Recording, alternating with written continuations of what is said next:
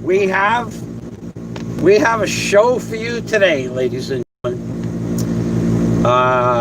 There are some things that need to be discussed, some things that I have been discussing with Warren H., Blue Rose, and some of my other friends. And basically, the first thing I'm going to do is I'm going to explain to people how to fix the plastic drawers inside their refrigerators. Well, for that matter, any of these new age plastics where the actual plastic itself or Teflon coated surfaces will not allow a bonding agent to bond directly to the plastic. Some of them some of those adhesives will adhere with a process known as cohesive action. It's almost like a suction cup action, but they won't allow a chemical bond between the bonding agent and the plastic itself. Now, some plastics, like PVC, you can break the sheen off it with a purple cleaner, and it emulsifies the inside and outside of the fitting, and then the glue and the emulsified plastic PVC melt all into one bond. So the bond is as strong or stronger than the original, which is what is called welding. So they weld each other together. So that's this is a problem with these new age plastics. You can have, for instance, the rubber refrigerator magnet, the band that goes around the refrigerator door. Typically, that rubber is similar to these plastics, where no bonding agents will stick to the rubber and to the refrigerator door. So I'll explain to you how to do that and which product to use that will work. But for this type of a repair that I have right here, this repair is this plastic. Even though you can take this, this high tensile strength glue, which comes for like 20 pesos for a bottle of this, about 40 cents. Basically, it's very strong, and it does adhere many different plastics and compounds from one to another. However, it will break the surface on this, but it has no real strength. It's very brittle. Now, you could mix this in. There's this product, and there's another chemical product. It's a two-part product. You can't buy it in the Philippines. You can't order it either, that I can find. But it's a part A compound, like a Bondo on a car, and a part B compound that you spray on, and it hardens up the product instantly. So that's something we used to use in marine engine repair for certain types of plastic. And it works, but it's not, well, the marine engine repair company that I worked for in the Florida Keys, I only broke the engines down, but the mechanics would sand those surfaces down and put that two-part chemical on it, and they'd spray it, and if there was a gap somewhere, they'd put some baking soda in and then spray more part A, and then they'd spray the hardener on the product, and then when it hardens within a few seconds. Then when it dries overnight, they'd sand it down and paint it, and they'd send the motor out, and then the motor would eventually, the plastic would crack again. It worked okay, but what they should have done was they should have added some polypropylene string or wire to the product. So when these drawers, this is not the first time I've seen a plastic drawer break.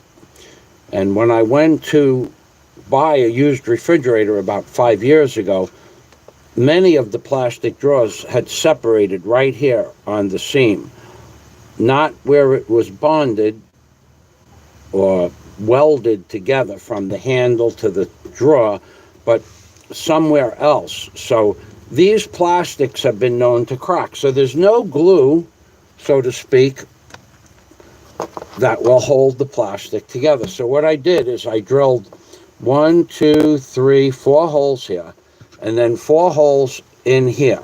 And I took a high quality, a high tensile strength polypropylene braided line, twisted line, and put it between the holes.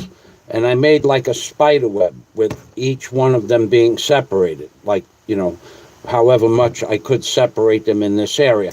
And then I binded them, that's the word that you use, I binded them together, or bailed, B-A-I-L-E-D, bailed them together by cinching the rope. So these holes with this polypropylene rope will work for years, okay? So this is now stronger than the original piece of plastic alone. And eventually I'll probably have to do it to the other drawer, because this seems to be a manufacturer's defect, probably placed on the drawer, in the drawer building itself on purpose, so that you will have to buy a new refrigerated drawer, which, to be honest with you, when I went to the refrigerator sales, the used refrigerator sales, they had hundreds of drawers that they put to the side. Apparently this is a big problem in the Philippines. So this is how you repair the refrigerated door. Now, going to the magnet around the door, that is some sort of a oddball rubber. I'm not sure. It's not rubber with a natural rubber in the substrate of the rubber.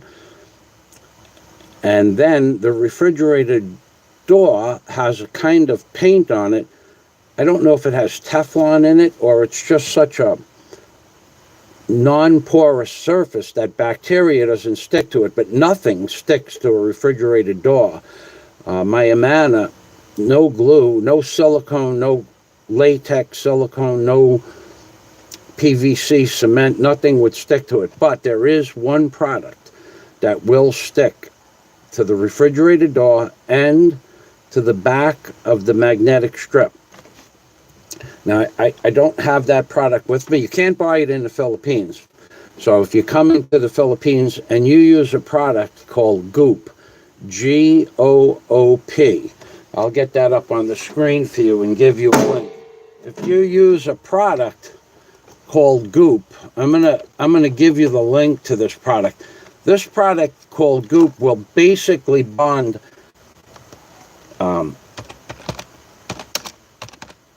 any two surfaces together. Repair. It will basically bond any two surfaces together. So there is a Goop for shoe repair. There's a Goop for automotive repair. And there's a Goop for plumbing repairs. So I'm going to give you the link. I'm not going to turn the tablet around because I don't want to lose the live stream. So what I'm going to tell you also is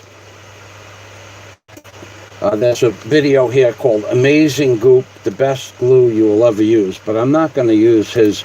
I'm just going to give you the website link for the Goop product. Now, I will tell you that there's an automotive Goop, there's a marine Goop, but it only is sold in certain stores.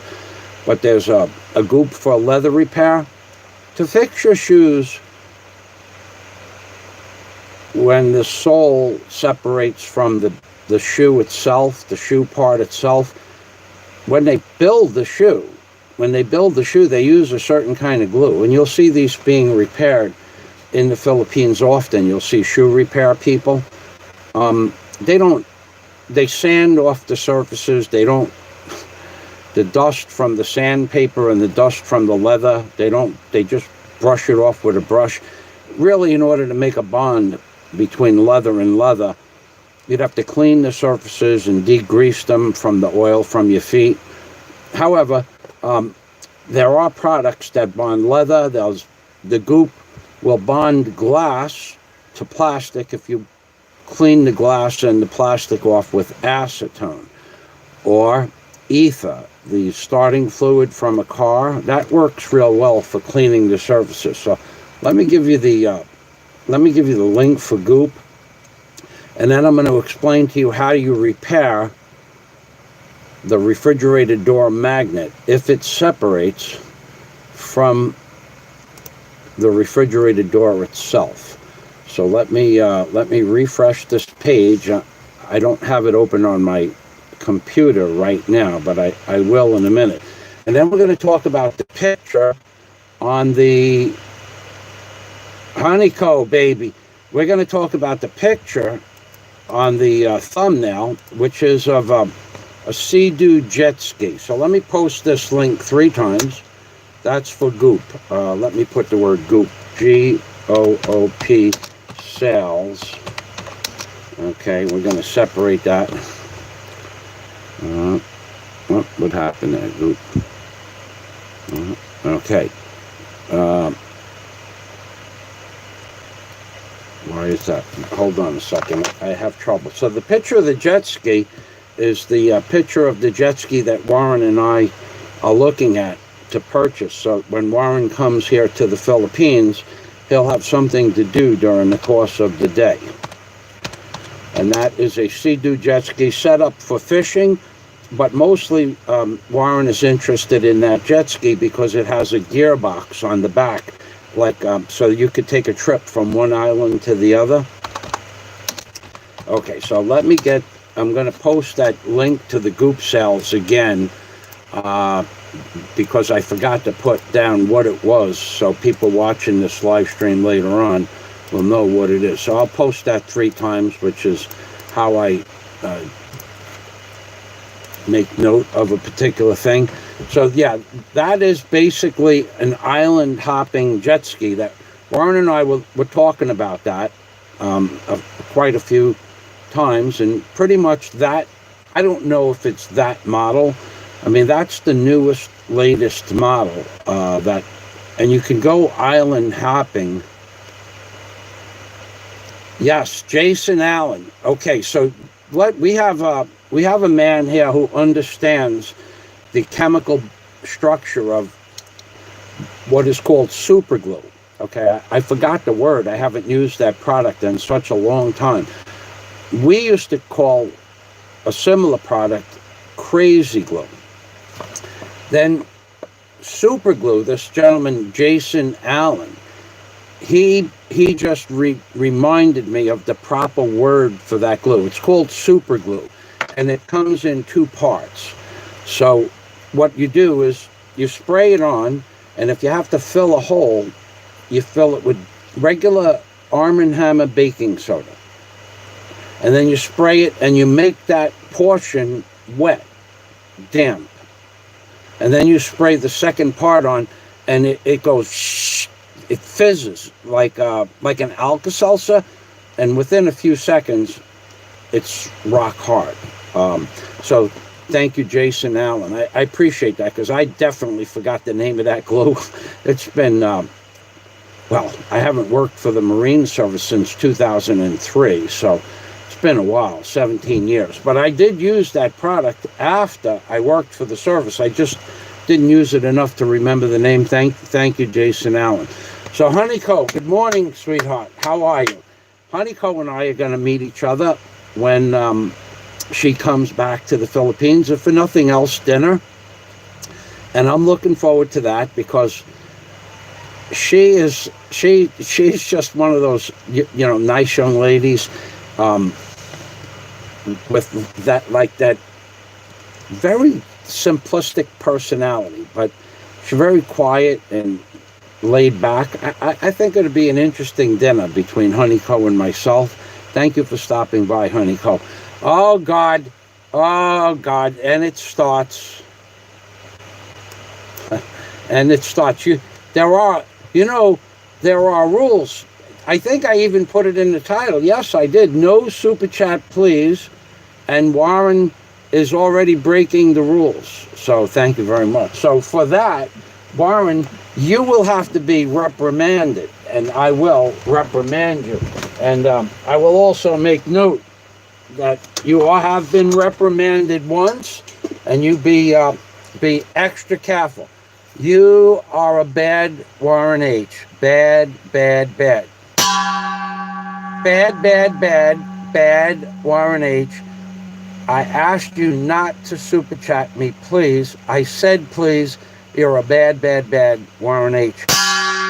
You don't listen.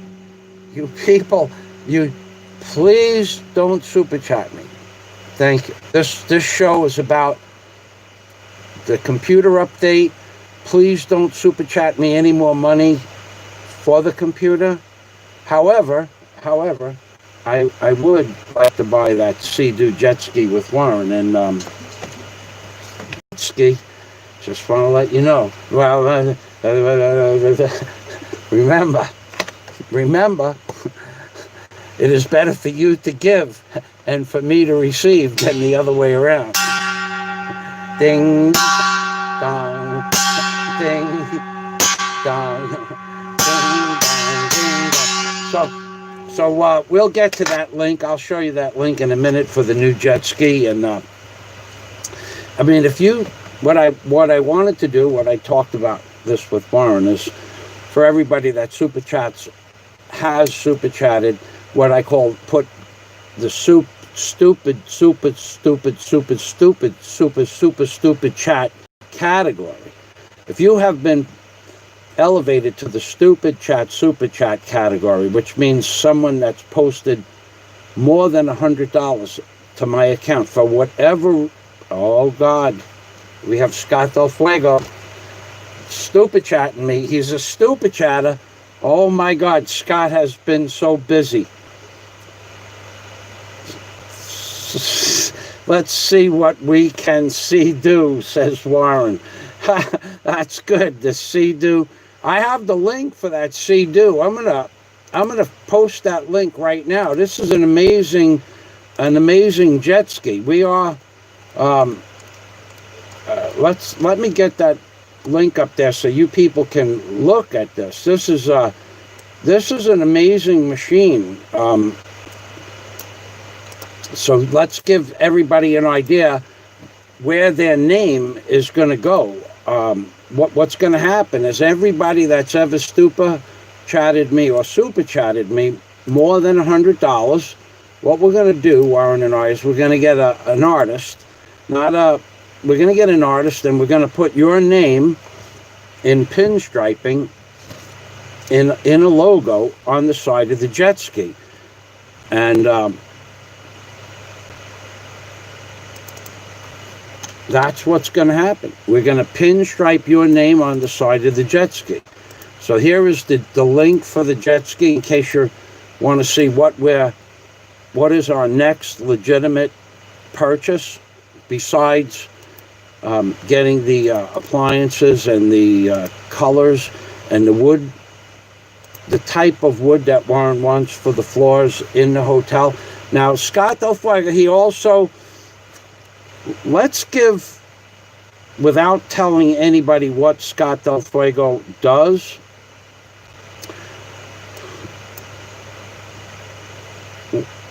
what Scott Del Fuego has done for America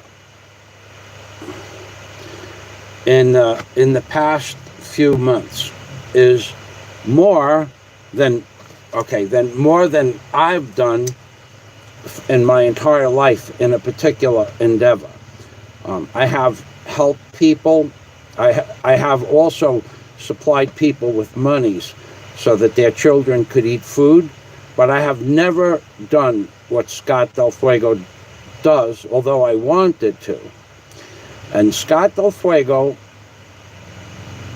has given all his best effort to help America become great again. I can't really say what he does, and I don't want to say what he does, but you should know, you you leeches of society, you small-minded cretins of society, you people that make fake blogs and fake dating sites and post videos demeaning or defaming myself or Daisy May, you should know that Scott Del Fuego is greater than all of you people combined. All of you people that make these fake dating sites with my picture on it, go ahead and keep that up. I mean, if you screw up on that dating site or the profile on the dating site, not to take away from Scott Del Fuego, but if you guys post something that is truly illegal, where do you mental midgets believe the IP address is going to lead? You could put a dating site up with whatever you want on the dating site. You could put my picture on it, although I don't give you permission. You can put words that may or may not describe what I'm looking for as far as a woman. But when you put up something illegal on the dating site or say something that is illegal, you people are so stupid to believe that because you put my name on a dating site that the FBI or Scotland Yard is going to investigate Michael Fazio. Are you that stupid? You people are stone stupid. You create a dating site with my picture and my profile on it, and when you say something that's illegal or have said something that's illegal, the people that are going to investigate your illegal activity on the dating site are not coming to Michael Fazio because that's my picture. It's going to go to your IP address, you moron. So, digressing back to Scott Del Fuego. Scott Del Fuego is a man that deserves nothing but respect from every single person, probably in the world. And many people like Scott Del Fuego. And there's a particular very famous blogger that said that Scott Del Fuego was nothing more than a glorified janitor. Well, you know, that goes under the heading. Here's where we're going to go with this. When you degrade a man like Scott Del Fuego or Warren H., or even myself, when you degrade us, when you degrade another man's wife or another man's girlfriend, when you degrade another man for instance, saying, a very famous blogger just recently said that not Michael Fazio, but that the guy who lives in the shack is probably eating cats and rats. That's degradation of a person's character. Okay, so when you say something like that, and you think that there are no consequences for something like that, well, that will be determined in the future. But what I will tell you right now is I'm going to post a link that describes the mentality of the people who will make a dating site, put my picture on it, say something egregious on the dating site, and think that there is no accountability or blame.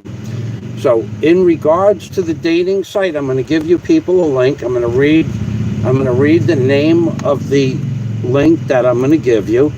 I have and I will continue to post videos by this woman, and the name of her channel is the Little Charmin,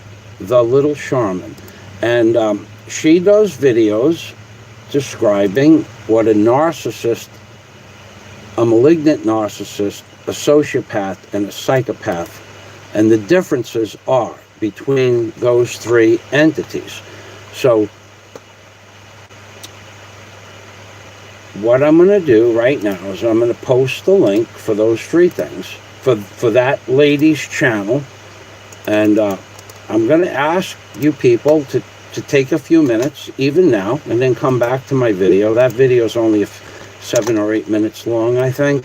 I'm going to ask you people to go look at this video.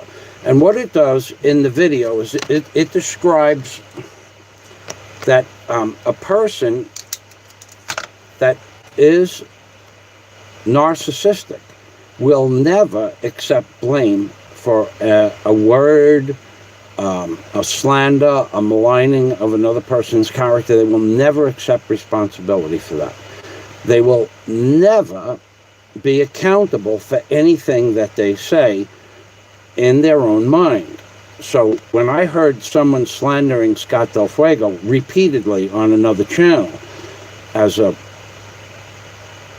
glorified janitor, well, that goes into the category of no accountability or no blame. They believe they have no blame. Well, the article that I just gave you the link to 3 times on the channel, The Little Shaman, she explains better than I could ever explain it, how certain cluster B personalities will never accept responsibility for anything they say. So the person who made the dating site video and put my picture and my name on the dating site, if they did something that was illegal, they will just deny it and say that I made them put the dating site up with that illegal wording that they used on the dating site. So how did I make somebody who I don't know who it is put something illegal on a dating site if I don't know who they are and don't care who they are?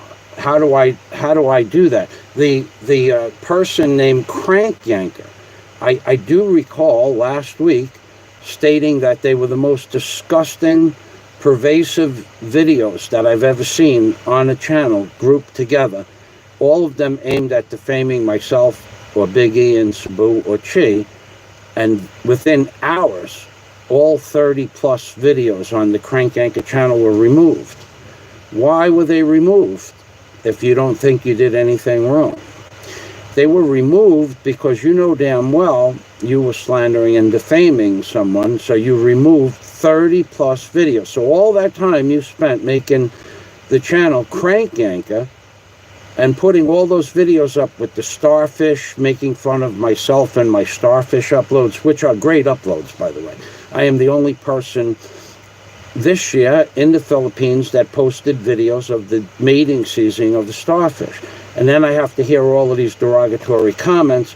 Of course, only on YouTube those comments would be made. Never would those comments ever be uttered when I go to the mall or in the supermarket. They would never. People just don't have that kind of tenacity to do that in real life. Let's call it what it is. So let's just say that you people out there that are breaking all of these rules and making fake dating sites with me and using my picture, my face on the dating site, if you ever say anything that's illegal, it's not going to go to Mike Fazio because you put my name on the dating site. It's going to go to your IP address, you stupid bastard, or bastards, or whatever you are. It's going to go to your IP address, not my IP address. So you just keep it up, keep doing it, and one day if someone goes through the trouble of finding out who said what and why, it's going to your IP address. It's not going to mine. So have fun with that. I really mean it. Have fun with that, because I don't care what you put on that damn dating site. It's not me. It's you. It's your IP address. It's your computer, because your computer puts out a code with when you upload something, or when you say something, or when you make a comment on something. Not only does it go to your IP address, but your computer has an address that goes directly to a very complex, I think it's a 64-bit code number inside your computer. So the FBI or Scotland Yard can find out where you are, even if you have Wi-Fi. They'll find the computer once it's turned on again, if they wanted to. So I'm just, trying to help you guys out, that whatever you've done that may or may not be illegal is definitely traceable if you make such an egregious error that it will be that someone would want to trace it. Have a nice day. So, John Escape. All right, Warren, baby, Warren is here again. I'm sorry, Warren. I neglected you and your jet ski. I would like to ask all the chat room a serious question. Wow, this is going to be good. This is wordsmithing by Warren. Let me put my glasses on. I would like to ask all in the chat room a serious question. Has Michael Fazio ever forced you or anyone you have seen to make a super chat? To make a super chat. I ask, as a vlogger keeps saying, he forces people to make super chat. Well, okay, so we'll give people time to answer that question, but that's funny. Okay, yeah. And how can a person? Let's let everybody answer that question. John Escape. A certain person was very proud to show prawns cooked by his house help, and told her, "I would never eat that unless it's breaded. But I have to say, I loved the sunglasses. Maybe 75 pesos. Okay. All right. So I'm not real sure where you're going with that. All right. Well, John Escape said it, so probably it's true. So John and Honeyco are saying hello. So I'll read Warren H's question again. I would like to ask all in the chat room a serious question. Period. Has Michael Fazio ever forced you or anyone you have seen to make a super chat? I ask as a vlogger keeps saying he forces people to make. Yeah. Well, I got to tell you something. I mean, if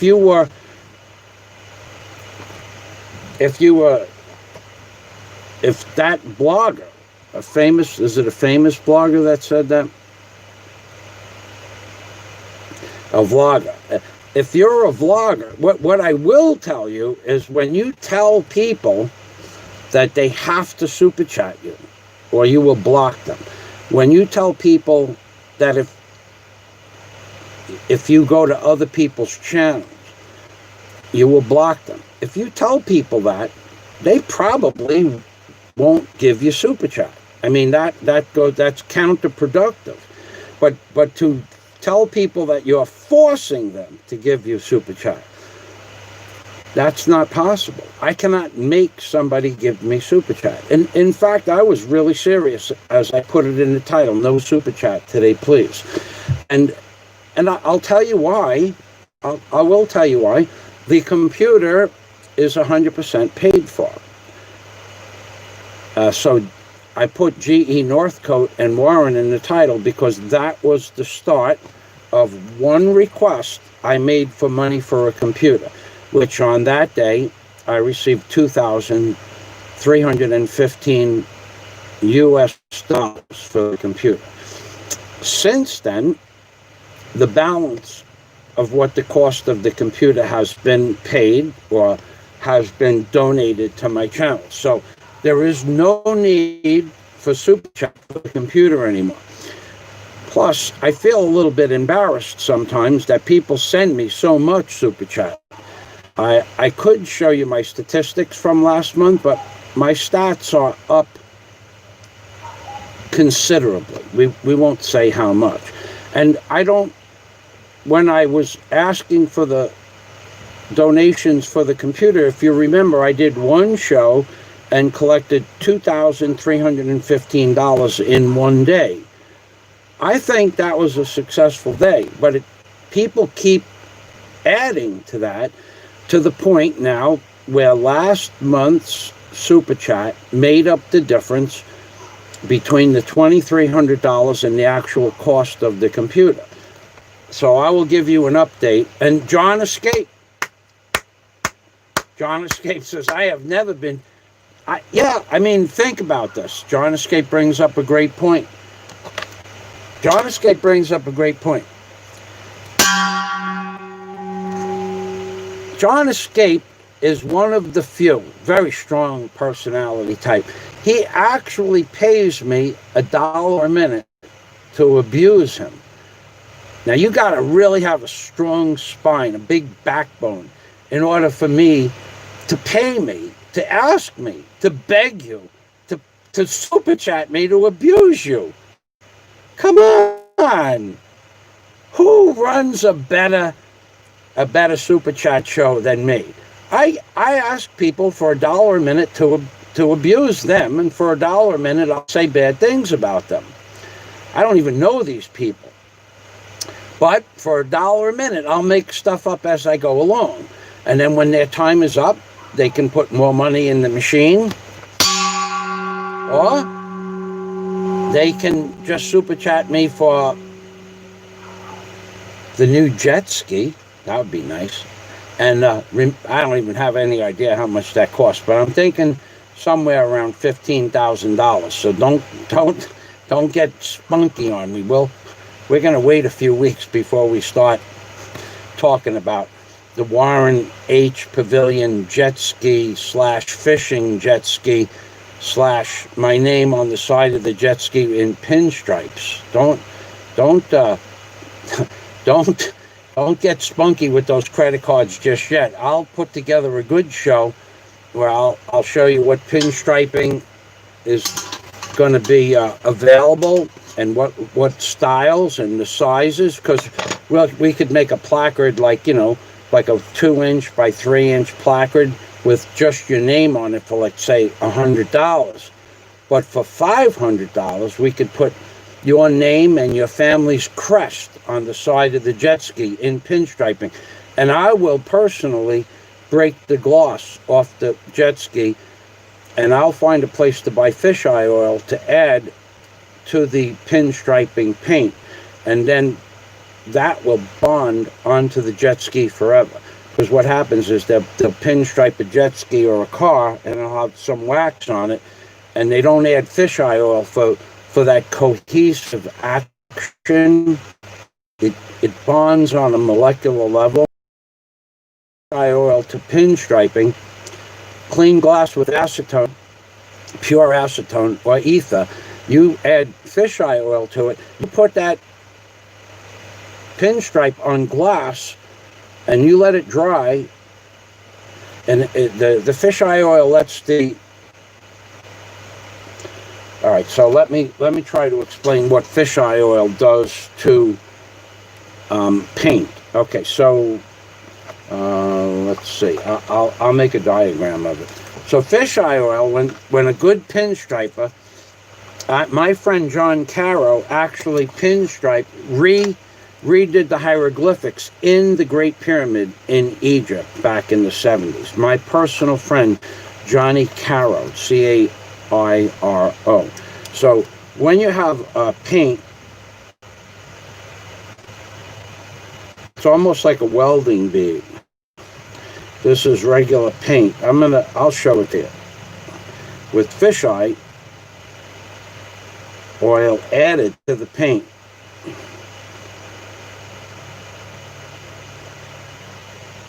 Okay, so this part here, this one that my finger is on, when you put a pinstripe on a car or glass, whether it's a vertical or horizontal surface or underneath, whatever, the paint will be kind of like this. It'll be rounded up on the top here, like that. Okay. And where the paint meets the metal, right down here where my finger is moving, or the painted surface, it doesn't bond. It sticks. It adheres to a small degree to the surface. What I'm telling you is the truth. I will wager anybody any amount of money that the way I'm explaining the way fisheye oil works in paint is correct. Only a few people in this world know how to apply paint to certain surfaces to the level of Johnny Caro, who actually was hired by the government of Egypt, to repaint the hieroglyphics inside the Great Pyramid and other places in Egypt. That's a fact. So Johnny Caro pinstriped my truck back in 1977. And those pinstripes remained unbreakable. You couldn't scratch them off with your fingernail on the glass on the window where he put certain pinstriping on the window, nor could you scratch it off the truck itself, because he broke it down with acetone, degreased the surface, put fisheye oil in it, and then sprayed a lacquer over it just as a temporary coat before we started waxing over the truck. But he would get, in 1977, he would get a ridiculous amount of money to put a heart with a guy's name on the side of a Rolls Royce. Okay, he did my truck for $150. He could have charged me $2,000 in that time frame, and he did it. He could make a line on the side of a Corvette, on the left side of the Corvette, from the front to the back, continuous line, and then put swirls and circles where the doors start and stop. And then he could walk around to the other side of the car and do the same thing with a mirror, which would be a mirror to the other side of the car. And if you took a picture, the space between where the stripe swirled at the door might be 3/8 of an inch before the lock, or after the lock, or around the lock. Every stroke, every sinuendo of every aspect of John Caro's pinstriping was identical every time, no matter what type or print he chose to put on your door or car or your window or a personal product, a mirror. He was one of the world's most famous pinstripers that has ever lived. And I'm proud to say he was my friend, and he taught me a lot about paint and adhesion. So this is, I showed you, this is what a paint stripe looks like. And this product here, where it's laid down over my finger, that product is the fisheye oil lays it down to where it just feathers into it. So this product would be chippable, from a rag or a rock, but this product is very much less steep. And the fisheye oil bonds the paint on a molecular level. So the porosity of the surface, where you don't think glass is porous, but it's very porous. The fisheye oil will make the paint go into the pores of the paint as like a kind of a lock, like a screw. And this paint, without the fisheye oil, will just sit on top of the surface of the glass, easily scratched off. The fisheye oil also makes the paint several times harder and more dense, yet flexible. So this is the proper way to pinstripe a car. Now, I dare anyone for any amount of money to prove me wrong. I'm asking you people right now to show me that I am not telling people the truth about how to pinstripe properly. Now, there's probably only a few people in the world that know how to do what I just explained, but I am not, I couldn't mix the paint. John would take a vial, a small vial like this, a clear vial. Well, he used paper cups. And he would take a small vial, like let's say this is a paper cup, and he'd put a certain amount of colored paint in this vial. And then he would take fish oil comes in a small container like this. This is how it comes, in a little bottle like that. And he would take the fish oil and put it, however many drops he believed was correct, and he'd stir it up with a stirrer. And then he would take the brush, and he would put the brush in it like this, and he would pick it up and watch the paint drip off the brush. And then if he thought it needed more fisheye oil, he'd put more fisheye oil in it.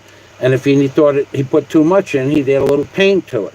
Or maybe a little phenolic resin. Depends on what he was doing.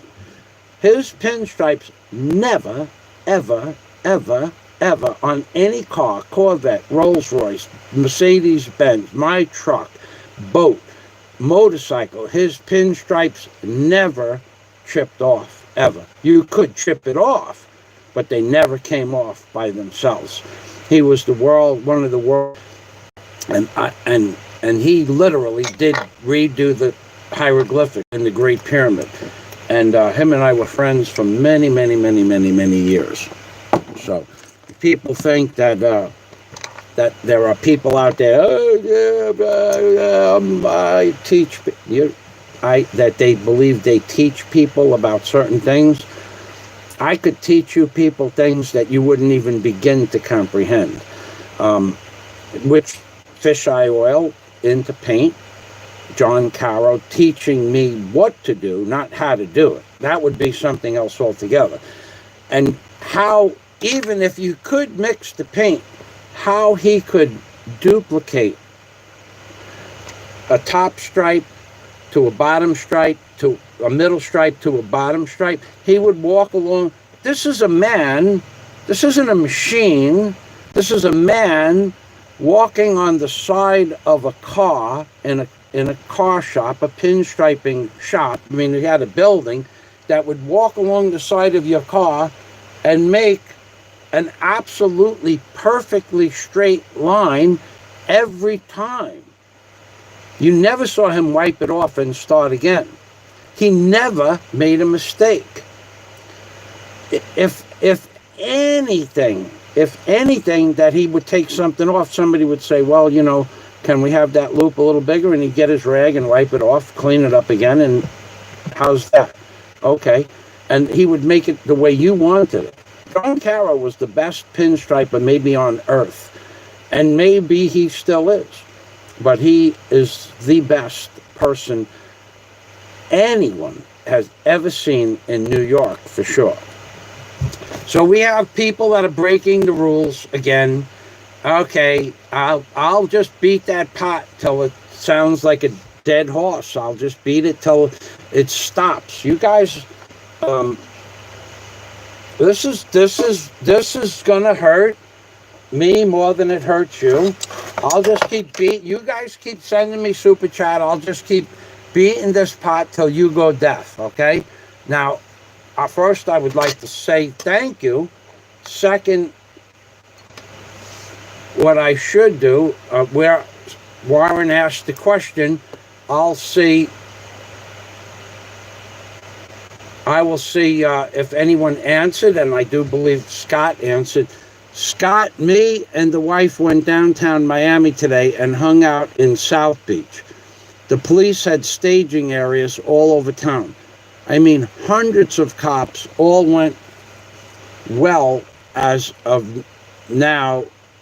Moon over Miami. Okay, all went well as of now. Moon over Miami. That's good to hear, John. See, now, John Escape is someone I force. Not only do I force John Escape to send me money, and please don't send any more money. Please, I'm serious. I even asked you, I didn't send out a notice today about no super chat. I put it in the title. Could it be more clear than that? So John Escape runs about 1,000 people total. Under his direct authority are about 1,000 people.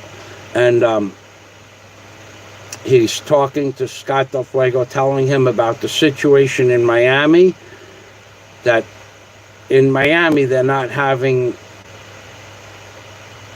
problems like they have I don't know if they're still having problems in New York. Now, I read about Chicago having 5 plus 3, 38 murders in the month of May. That's a lot. And I also read that Chicago has already, in the first 4 days, I think it was 6 murders in the first 4 days. So there's 8 times 6 is 48. So that's heading up into the 45 plus if it's 4 every 8 in 4 days. So Chicago is a war zone, and that's just murders. That's not robberies, rapes, and pillaging the stores. Chicago, from what I've seen on the internet, is a mess. I mean, and I don't know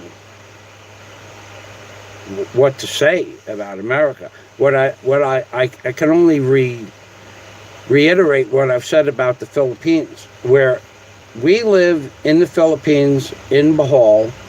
There is virtually zero crime. No one has done anything that I have heard about anywhere in Bohol City, at the park, at the mall. No one has heard of anyone breaking any law here in Bohol. So what's going on in America is, it seems almost like a movie like that. It's not, because it doesn't happen where I live. Although I do know what's happening. I've said it. I told you people in 2010 when I started making videos, I told you, I'm moving to the Philippines, baby.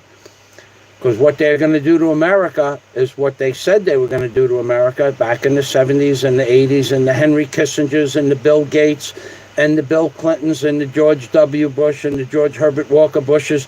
They all said, and George Soros, they all said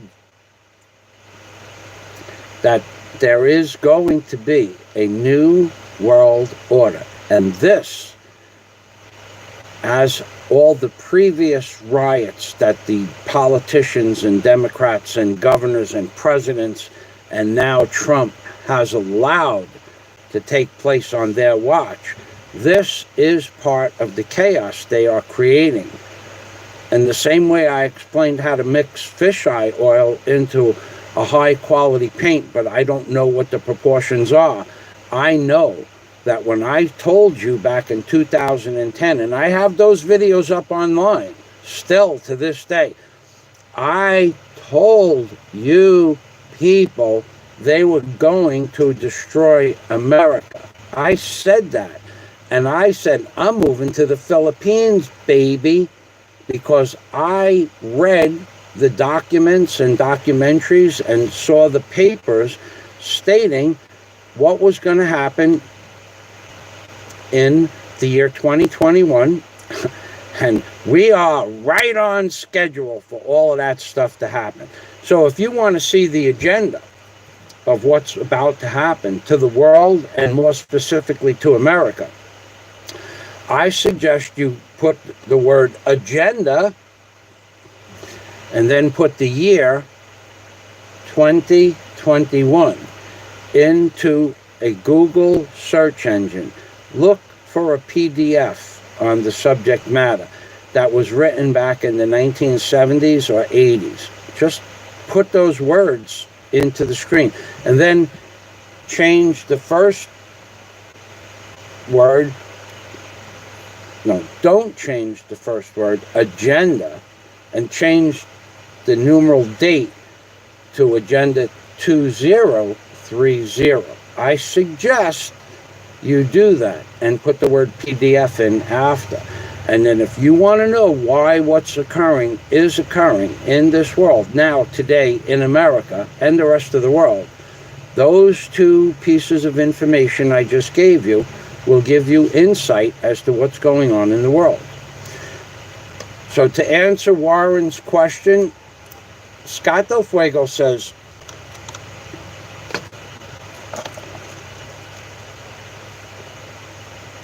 only forces, okay, so Warren said, I ask anyone, has Michael Fazio ever forced you to send Super Chat?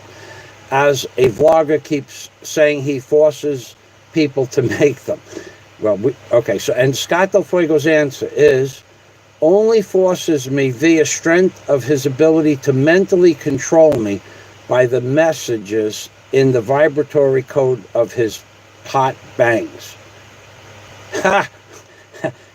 So you've discovered my secret.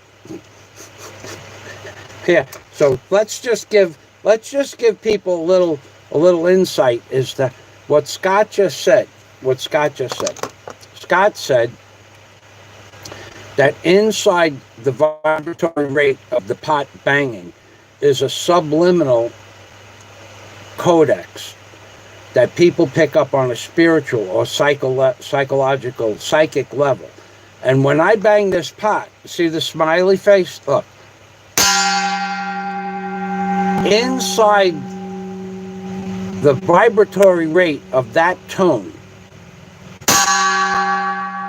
is a subliminal, sub-sequenced message that goes directly into the brain. And that message is associated with the other symbols on the pot, the dollar bill symbol. So I have been found out that I am subconsciously making people send me Super Chat because Super Chat makes me smile, right? Super Chat. Now, but this smile is not just Michael Fazio, the smile of Michael Fazio. This smile is what you want to be. So all of you people out there want to be like Michael Fazio. You want to be like Mike.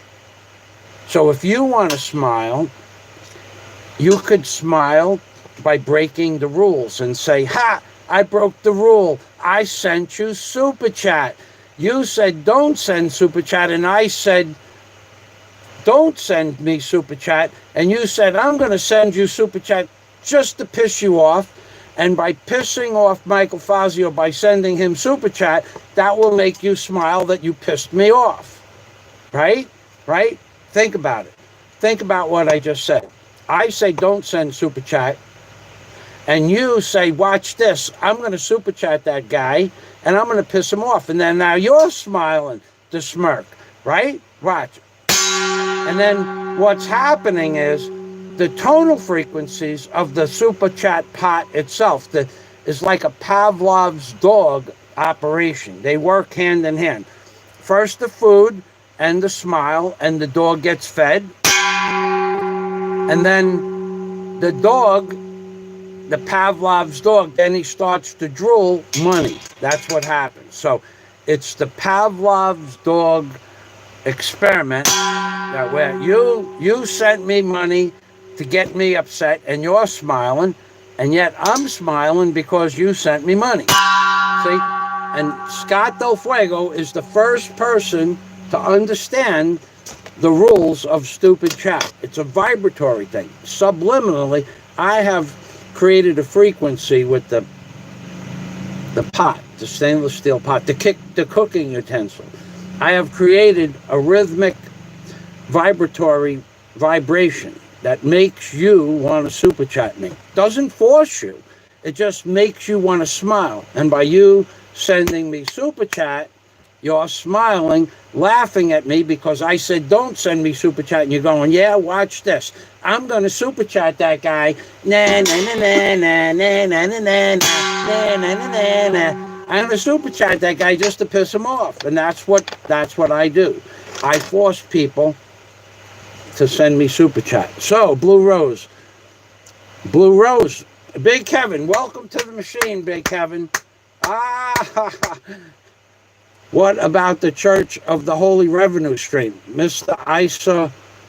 Story Ahi, we are gonna talk about the church in a few minutes. The church is on, baby. But the church is one of my more legitimate scams. That money that's going to be going into the building of the Church of Christians Plus.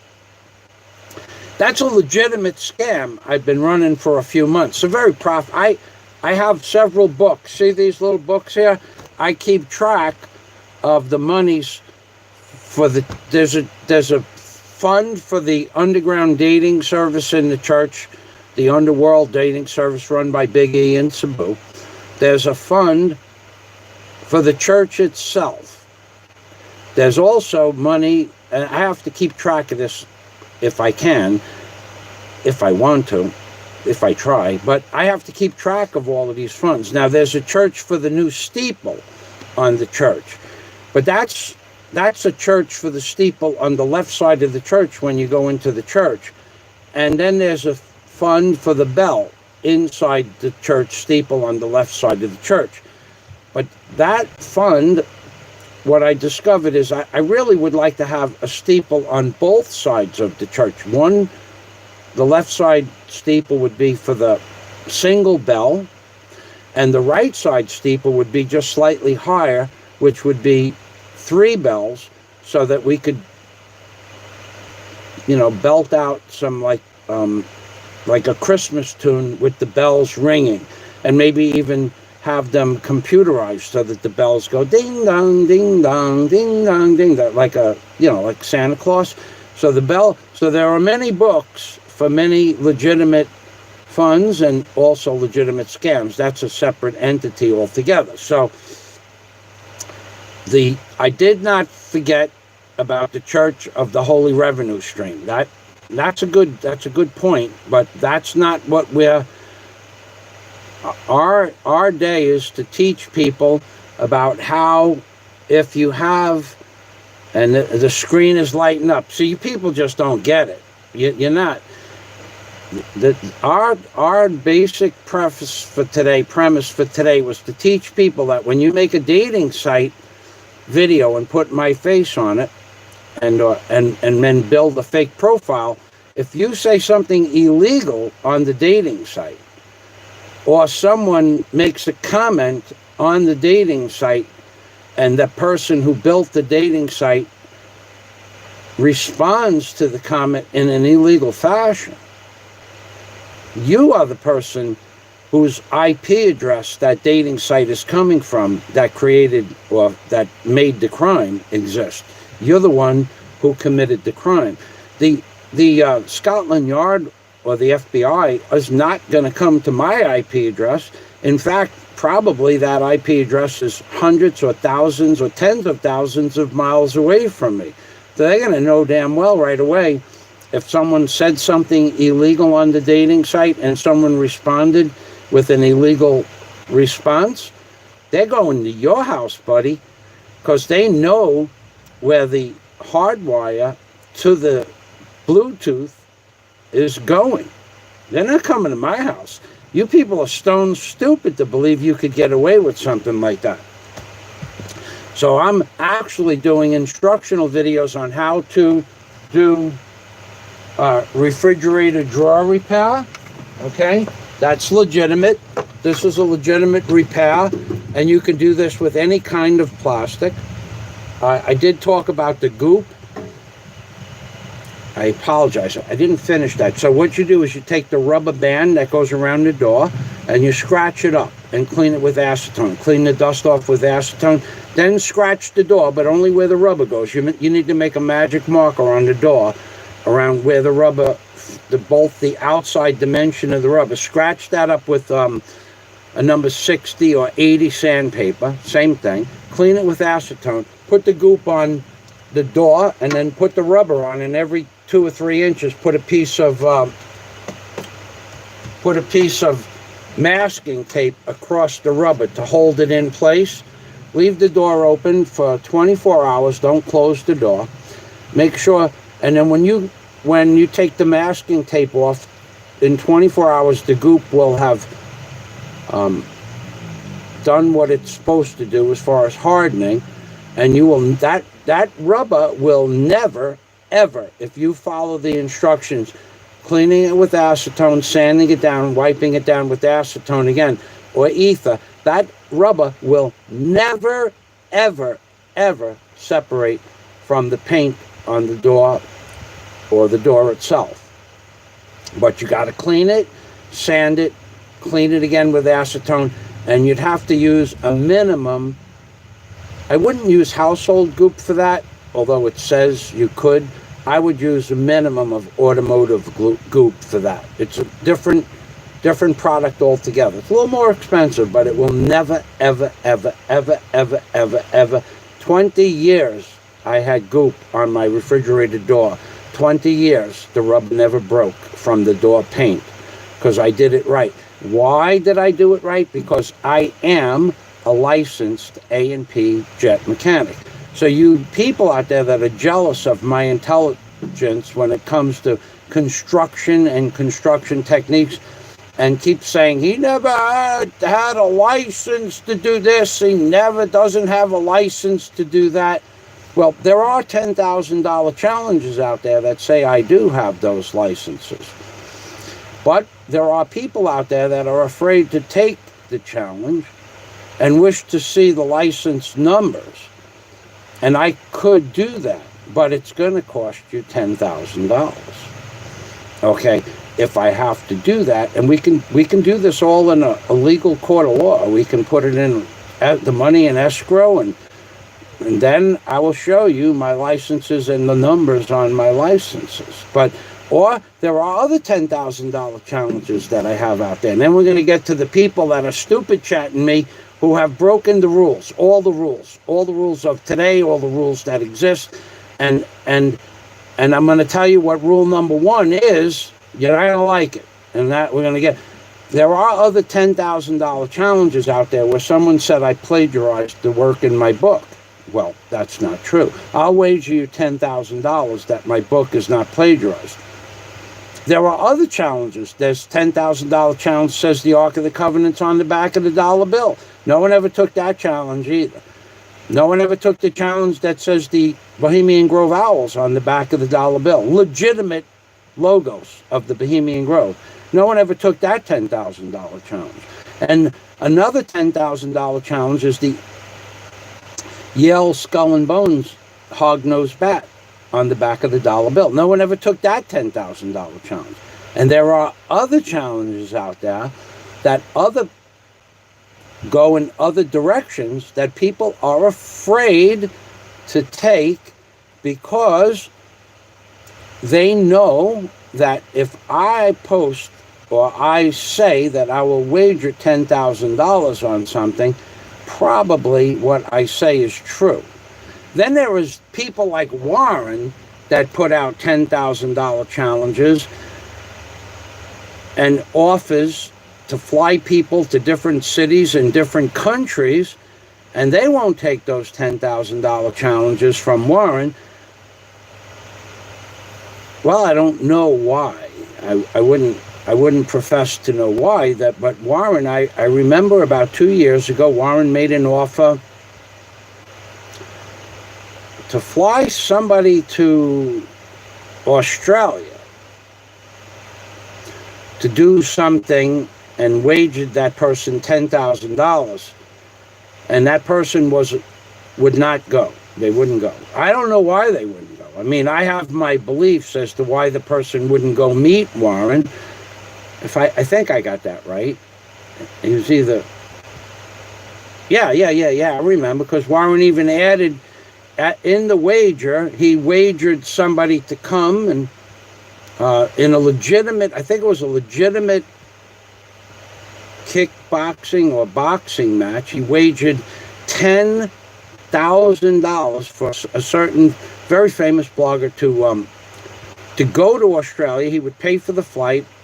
There was a 2-day respite in a hotel so that you could get rid of the jet lag, and then it would go to a legitimate boxing ring. This is Warren's wager. A legitimate boxing ring, a legitimate fight cut doctor, a legitimate doctor, an ambulance on duty, and it would be an audience in a legitimate boxing arena on a legitimate boxing night, and that Warren and this other gentleman's bout would take place, and $10,000 if the other gentleman beat Warren up in a fight. and that offer was declined. So on the internet, there are hundreds of wagers that are taken and are not taken. But I remember that and Warren has his belief as to why a certain world-renowned famous blogger would not take his challenge. And I don't remember exactly what Warren said, why the person wouldn't take his challenge, considering that the travel expenses to Australia were paid, the hotel was paid, food and accommodations were paid, plus for a friend to go from one country to Australia, and then $10,000 of a wager for a legitimate boxing or kickboxing match between Warren and the other gentleman, and that offer was declined.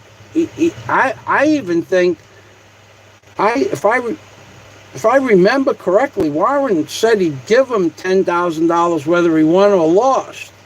I'm not real sure. I forgot. Warren he does some stupid stuff, boy. Giving the guy $10,000 whether he wins or loses, all he has to do is fight him in a legitimate fight, in a legitimate boxing ring, in a legitimate circus of, entertainment, in a legitimate boxing night with legitimate ring doctors and legitimate, all legit stuff. Warren was like, Warren is like, wow, I made this offer and no one wants to take this offer. He's a very generous man. Win or lose, the guy I think was going to get $10,000. So Warren doesn't fool around. When Warren speaks, people should take the bet. They should listen. They should. I mean, I don't stutter, by the way. As you could see, I've been talking for a little over an hour, and I've not stuttered once except that particular time on purpose. That's another false statement on YouTube, that Michael Fazio stutters. So there are a lot of people out there saying things that are not true, and you have to be aware. Now, but Warren legitimately did make a wager like that. Said something about, you come, you fight me, Warren. You fight Warren, you come, I pay, Warren pays, hotel accommodations, airfare accommodations, food accommodations, transportation, and any medical expenses. Warren is all willing to pay for all of that stuff in Australia. And when the fight is over, win, lose, or draw, I think he was going to give the guy $10,000. I think it was just, like an exhibition match, but a real match. But nobody took him up on his challenge. And why? I don't know. I'll tell you what. If Warren offered me fucking $10,000 to go fight him, I'd jump. I would figure out how to get to Australia. I wouldn't give a shit. It wouldn't make no difference to me. I don't care. I would, if Warren said, I'm going to give you $10,000 to fight me, and said, Michael Fazio, I'll give you $10,000 to fight me, win, lose, or draw, I'm all there. I'm all in, baby. I'm all in. But, there are people that would not take Warren up on his challenge. Why, I don't know. I have my ideas as to why, but I don't know why a legitimate challenge from the Warren H., who does have the money to do what he says, would not have taken place. So this is a legitimate refrigerator repair. The rubber on the door is legitimate. The pinstriping part of this video is correct and true. John Caro, C-A-I-R-O, is or was one of the best pinstriping / artists with paint in the whole world, in all of recorded history. They didn't hire him to do the hieroglyphics in the Great Pyramid because he was some schlep off the street and worked cheap. He didn't have to work for years after that, and he worked every day. So, what we're going to do now is we're going to slap John Escape down, because what we have now, hold on a second.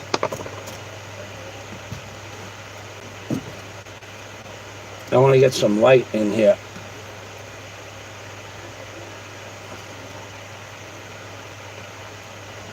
Huh.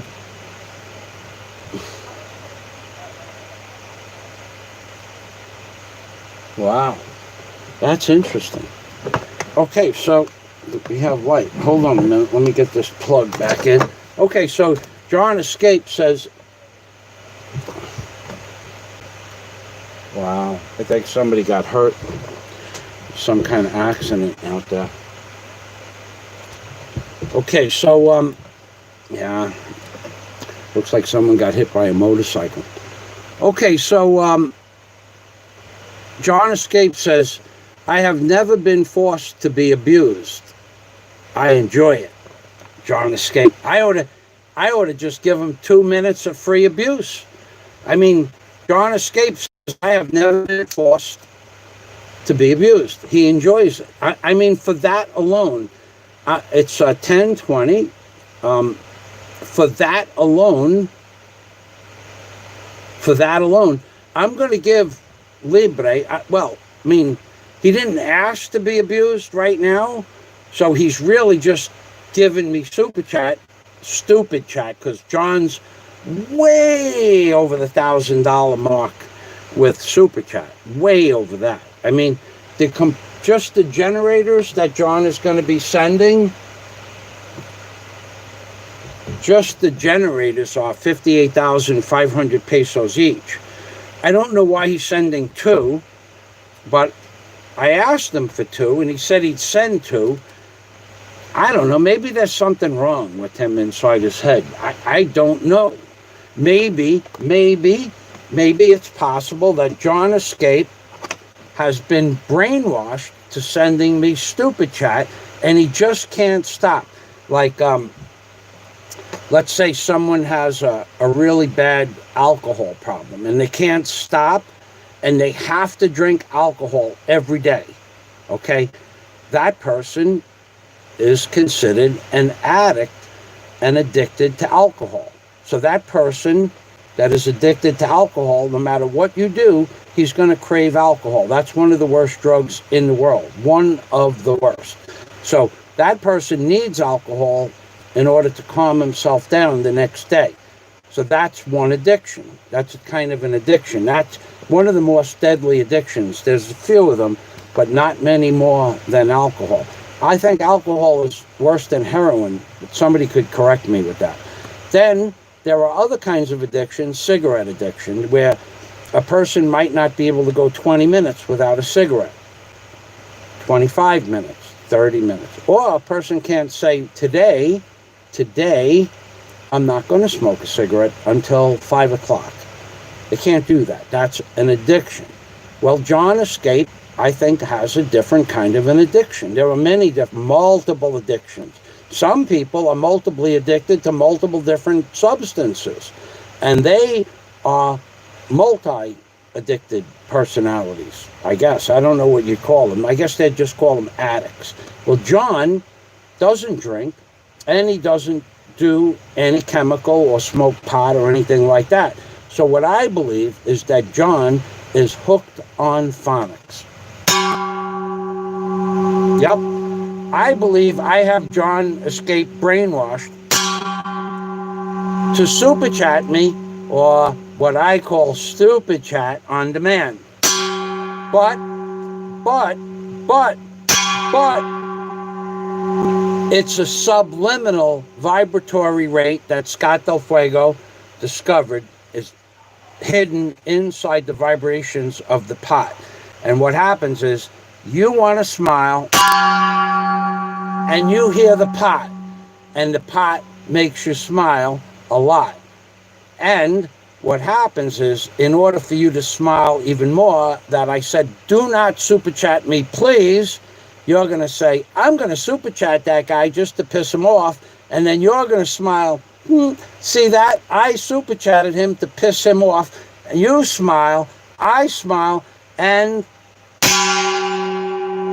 I get your super chat money. Now, what I want to show you is I'm going to give you the link to a page. I'm going to give you the preface, the primary, the absolute number one rule of SupaChat money. And I'm gonna preface it by reading the rule directly from the website for the link I'm going to provide right now. So the link, oh, that's the wrong link. Okay, the link, where are we? Here we are. Okay, so the link I'm going to provide is from Fandom, memoryalphafandom.com, wiki rules of acquisition. So these are the rules of the Ferengi.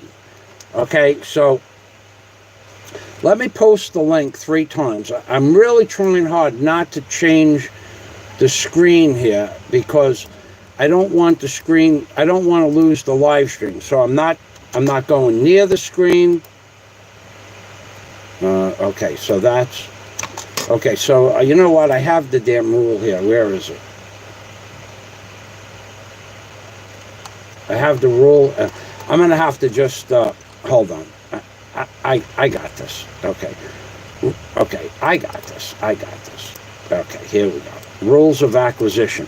So the rule number 1 from the Grand Nagus, Nagas. Rule number 1 is once you have their money, you never give it back. So I'm going to turn, first I want to get the rule on the screen, and then I'm going to abuse John anyway, because I think that's what he wants. Psychically, I'm picking that up, and I think that's what he needs. He needs to be abused. Otherwise, why would he not be here or someplace else? So I think John needs to be abused. So let me show you the rules of acquisition that I just posted the link for. So let me just turn this around. And here is the page. So what I want you to pay attention to is right here, rule number 1, and this is the rules of acquisition. Okay, the rules of acquisition. Once, and there are 900 major and minor judgments. There are 10,000 considered options. There is a rule for every conceivable situation.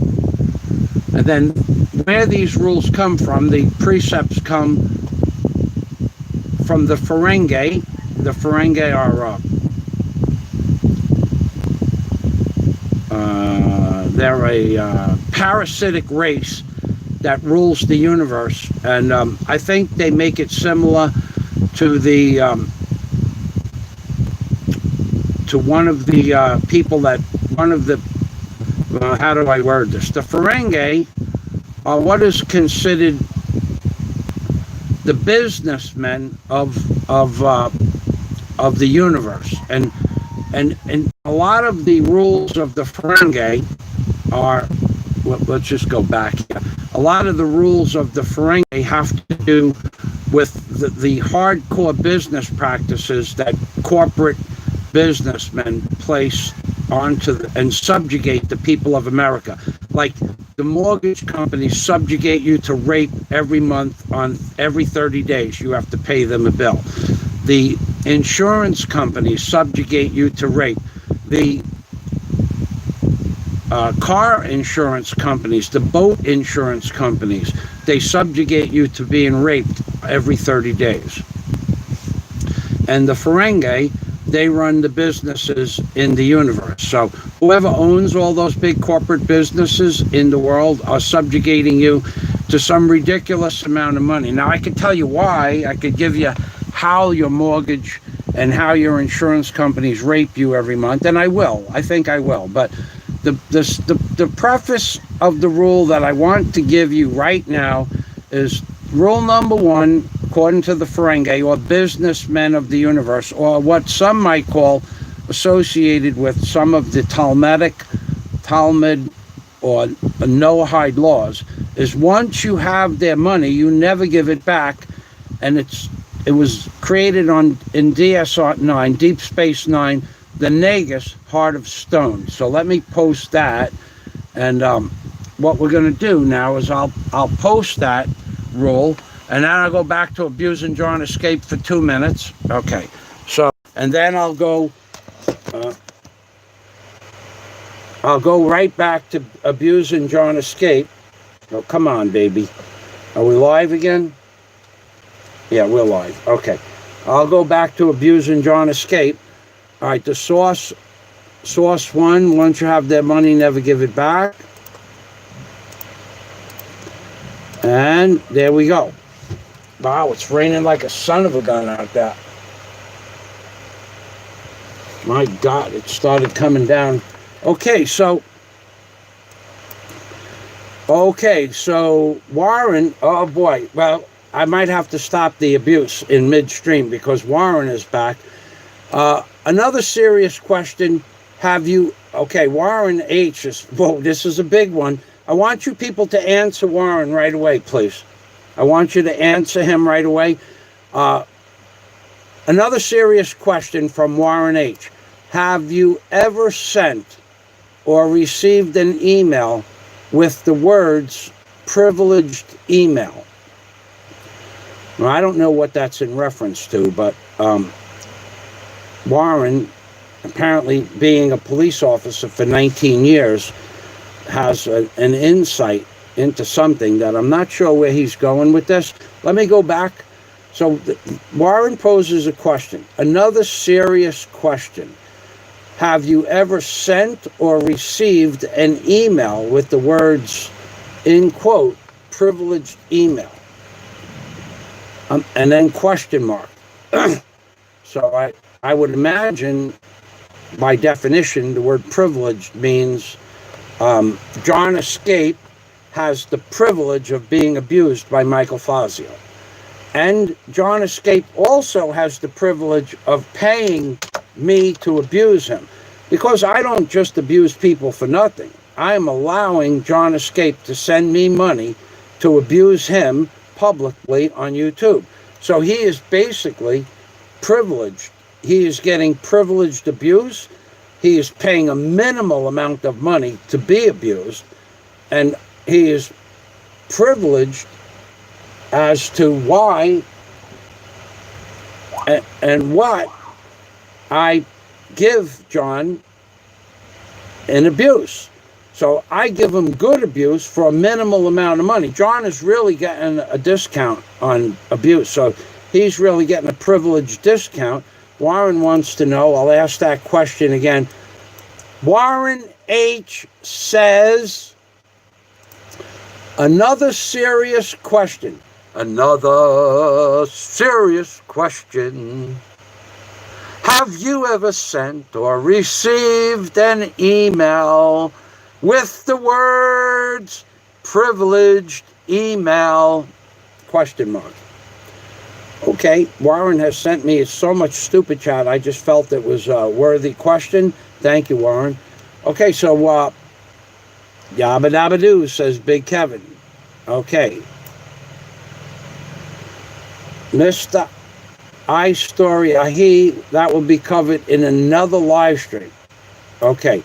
Thirsty for more, says Mr. I Story Yahi. Jack Thompson says, sorry he's late.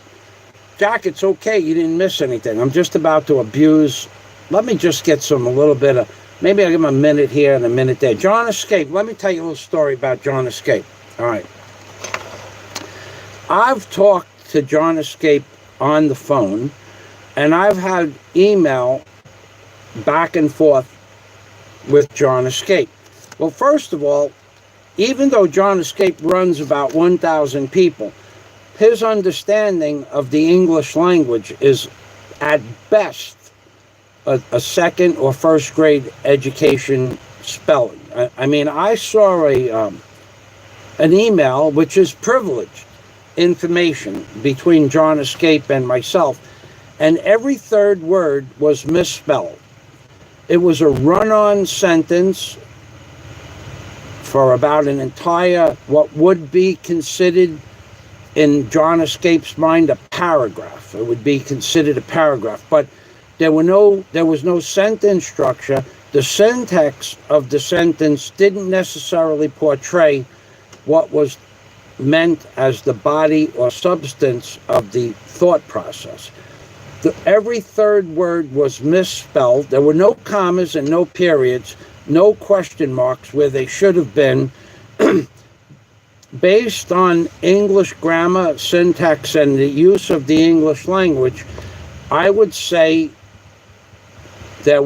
John Escape did not have any higher than a third grade education at best. And if you went to a good quality grammar school, a third grader would have had a better vocabulary than John Escape's letter. Now, I can't show you John Escape's email to me, because that's, without asking John Escape, can I show that publicly, it's basically a privileged letter. I shouldn't show that on a public social media. I could, but then I would be breaking the trust of John Escape and myself in his email. But basically what I'm saying is John Escape has an IQ of a third grader, at best, English grammar third grade, and maybe an IQ of 40 or 42, which is the answer to all known things in the universe, so that's probably not a bad thing. But John Escape has terrible grammar, terrible spelling, terrible punctuation, and an inability to understand the syntax of a sentence and or post the proper etiquette of writing skills, and or sentence breaks where it should be a new paragraph, sustenance of the body of the content of the letter itself.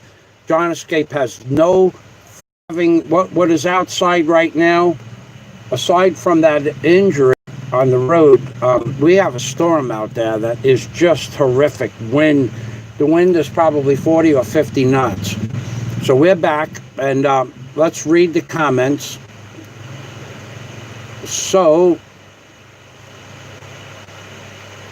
Warren asked those questions.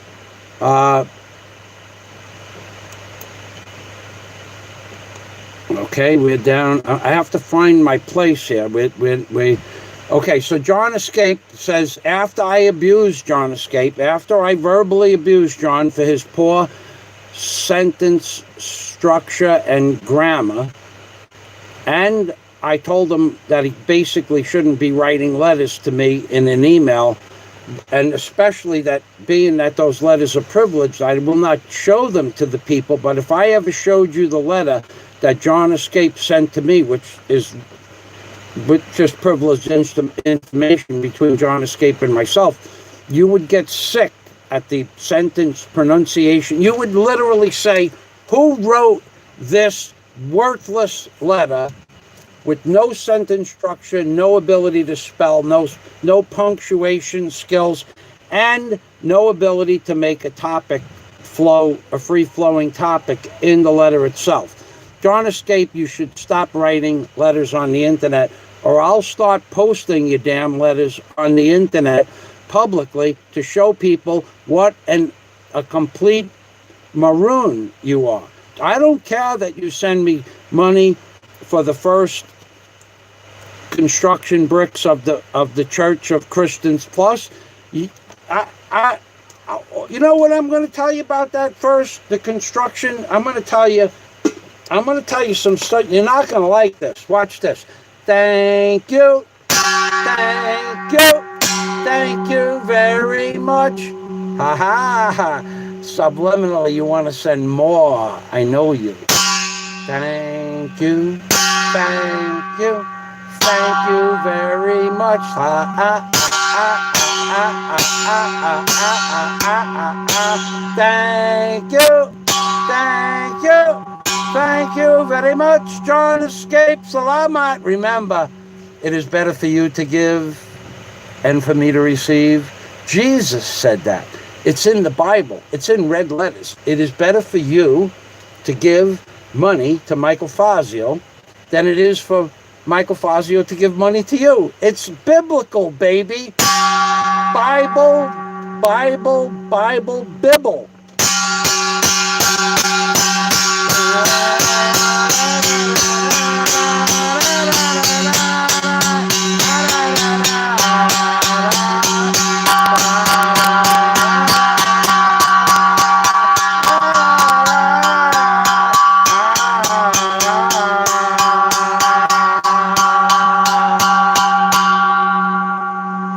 Jesus loves you. That's right, baby. Jesus loves you. John Escape. So, Jack Thompson is breaking more rules. Oh my God. Jack Thompson. Down payment for the Plywood submarine. Salamat. Thank you very much. We have people that can't read the title. No super chat, please. +Warren HGE Nortcote computer update. I guess I'll give Jack a little. I'll give him a little confidence in his next super chat. Hopefully, it won't be for a few weeks, Jack. This is a subliminal. Please stop super chatting me. Stop sending money. Stop. And remember, Jesus said it is better for you to give to Michael Fazio than for you to receive. Just try to remember those three things, but always remember rule number 1 of the Ferengi rules of acquisition. Once you have their money, never give it back. So now we'll talk about the computer. Let's thank you, Jack. Salamat. Okay, I won't be long. I need to protest stuff. Oh God. Here we go. Okay, Warren says, okay. Warren is going over. Oh God, look at this. This is an amazing thing. We have what we have up here. I don't know that you're gonna. Let me see if I can do it like this. Let's see if we can do it. We have a damn rainbow, and I'm afraid to pick up the tablet because I'm getting weak. Let's see what we could do here with this. Yeah, I could do this. Look at this. I invented something. Look, we have a freaking rainbow. We have a rainbow. We have a rainbow. I see green from Warren and Scott. Let's see what we can see do. Reference to the jet ski that Warren and I are buying. Scott says, I hear a pot. I must send a lot. I see a rainbow. I see blue from John Escape. John Escape says he is forced not to send super chat.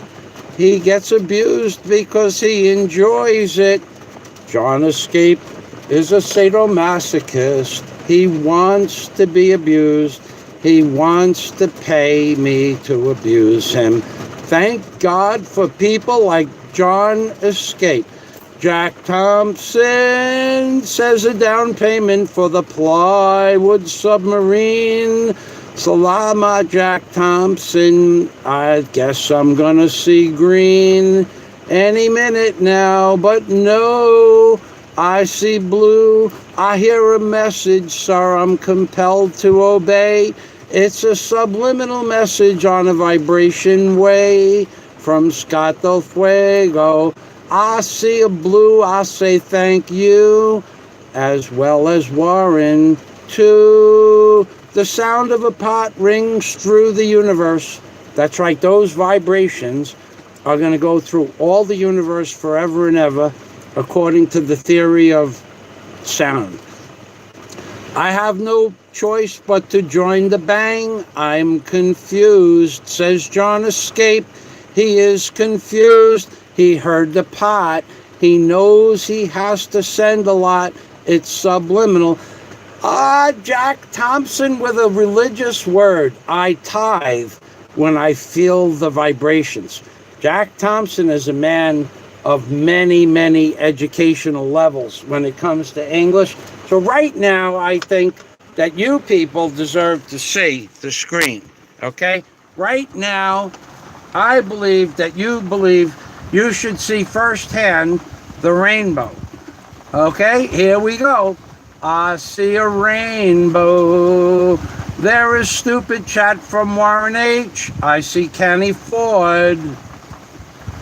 Wow, we can't get up to the top. Good to see you again, Mr. Fazio. Thank you. Okay, so I see a rainbow. Warren started it with super chat, stupid chat. Warren added to the stupid chat. Let's see what we can see do. A play on words. I hear a pot. I must send a lot. Another play on words.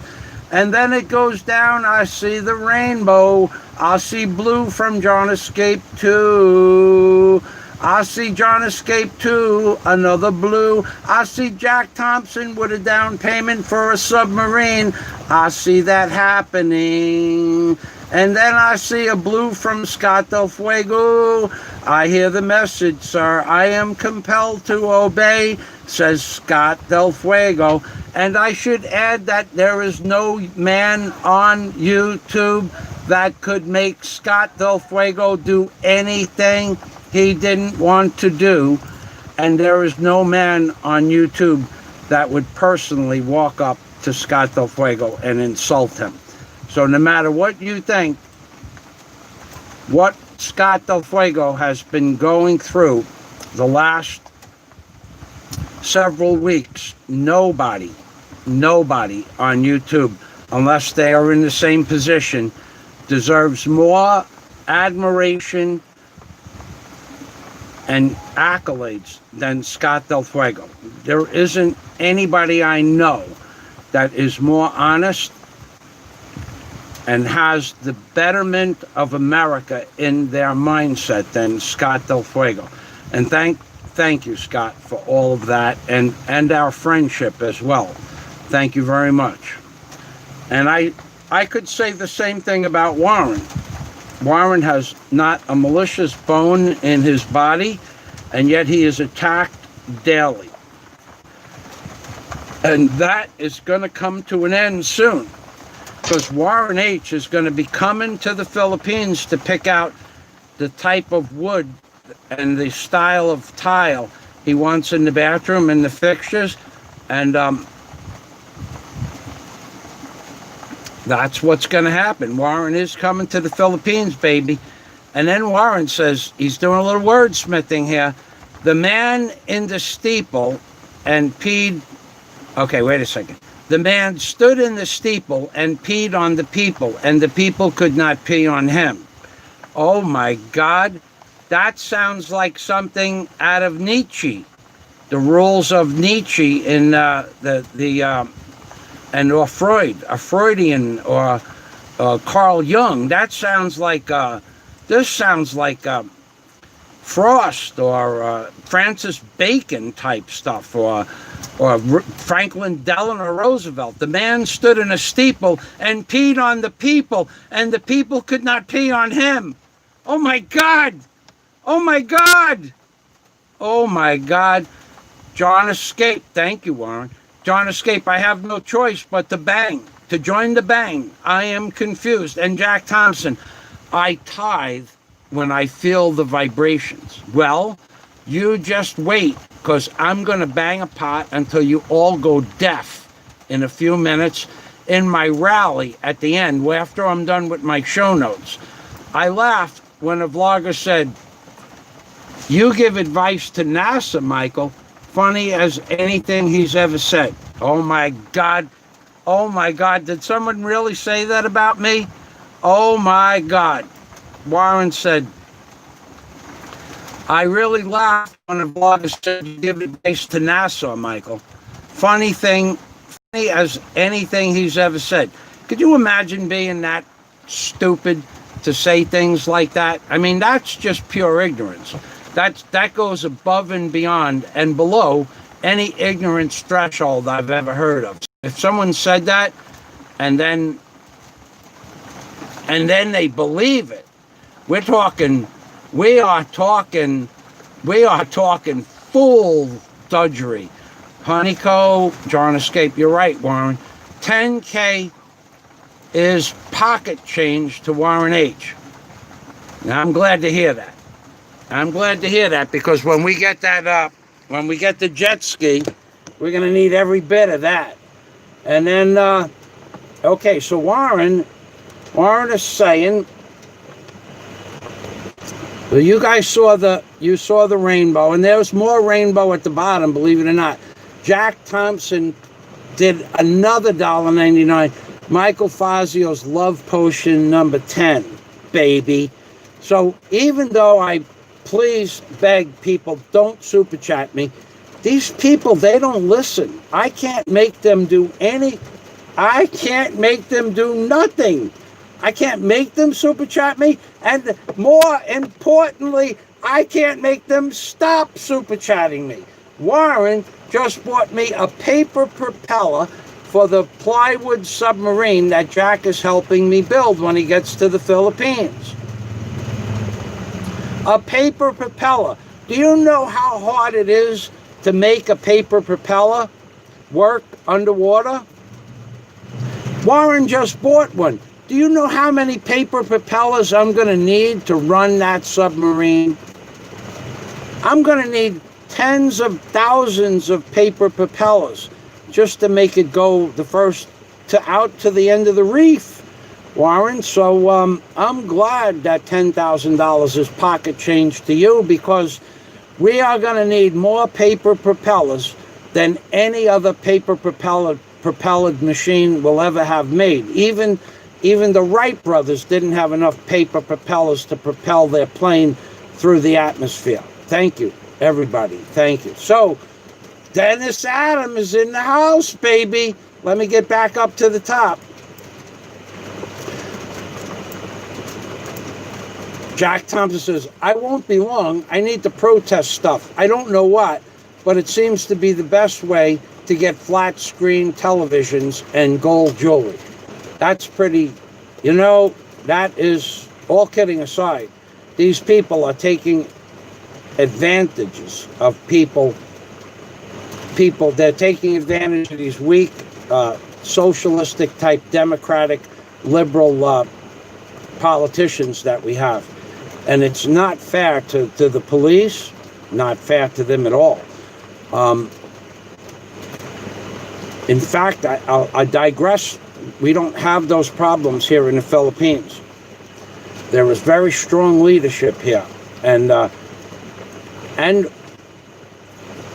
can join the strong leadership in the Philippines with the fact that the Filipino people are very content with less than other countries have, and they're not aggressive, so to speak. I mean, they will tell you stories that aren't true to get your money, like for the computer.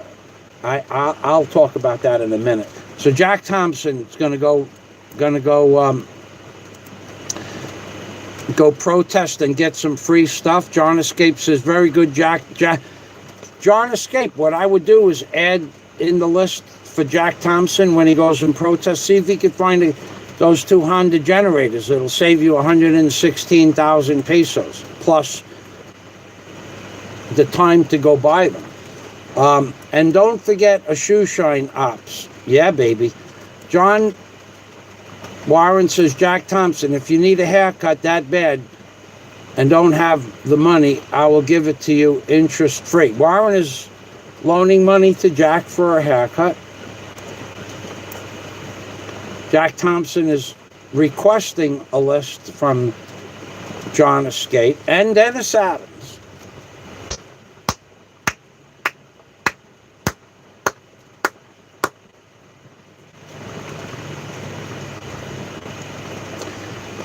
Okay, so, all right, yes, Dennis Adams. I read your comment. You are correct. Dennis Adams said, I painted Dennis Adams. Dennis Adams said, I painted bare metal doing a similar thing as the fisheye oil. I coated the bare metal with a product called Gibbs, Gibbs brand. It is a thin oil.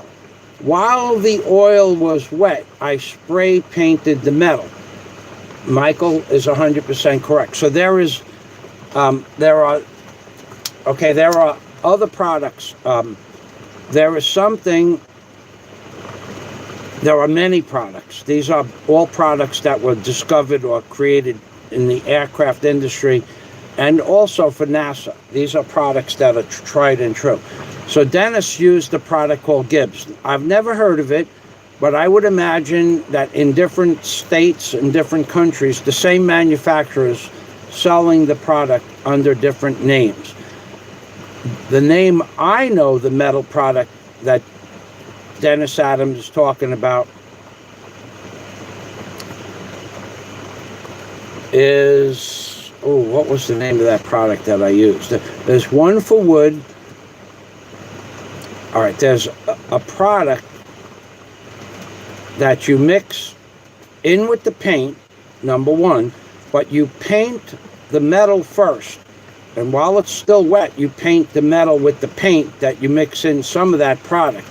It bonds the paint to the metal on a molecular level. Now, you got to have a clean surface.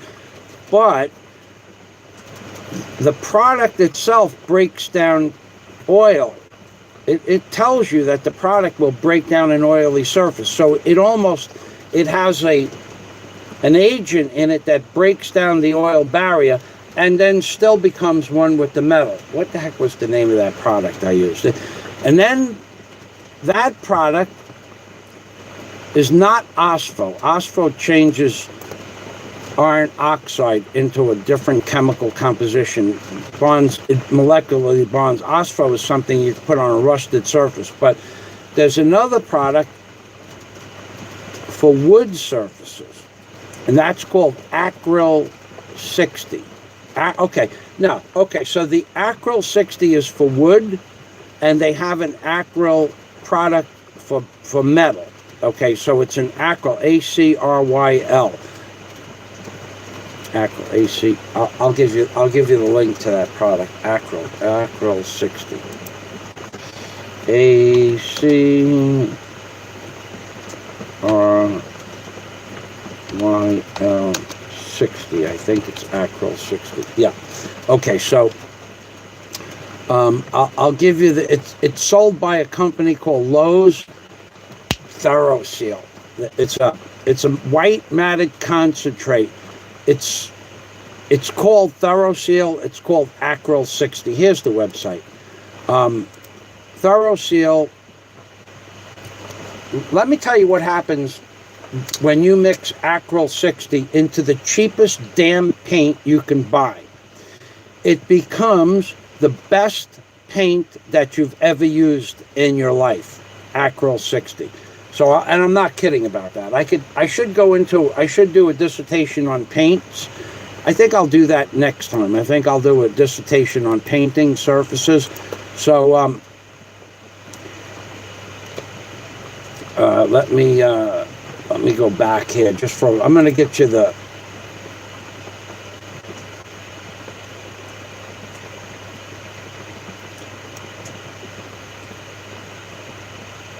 I'm going to copy this and add it to the link if I can, and then I'm going to tell you what this product does and how it does it. So let's go to the home. Let's put a space. Let's go backspace. Home. Shit. Okay, hold on a minute. I gotta repost that link. First, I'll do this. Copy that. Okay. I didn't get to the dating part of this video either. I did meet quite an interesting lady who is, in fact, a swimmer. And she's going to be doing, she is actually a triathlon athlete. And she's going to be she's an Iron Maiden. She's what considered you know how they have an Iron Man and an Iron Maiden contest. That's 3 miles of running and several miles of bike, and also I'm not sure how many kilometers of swimming. So she's going to be coming to Bohol from Cebu, and we've been talking, and we're going to meet, and at a bare minimum, I will be swimming with her alongside as her friend.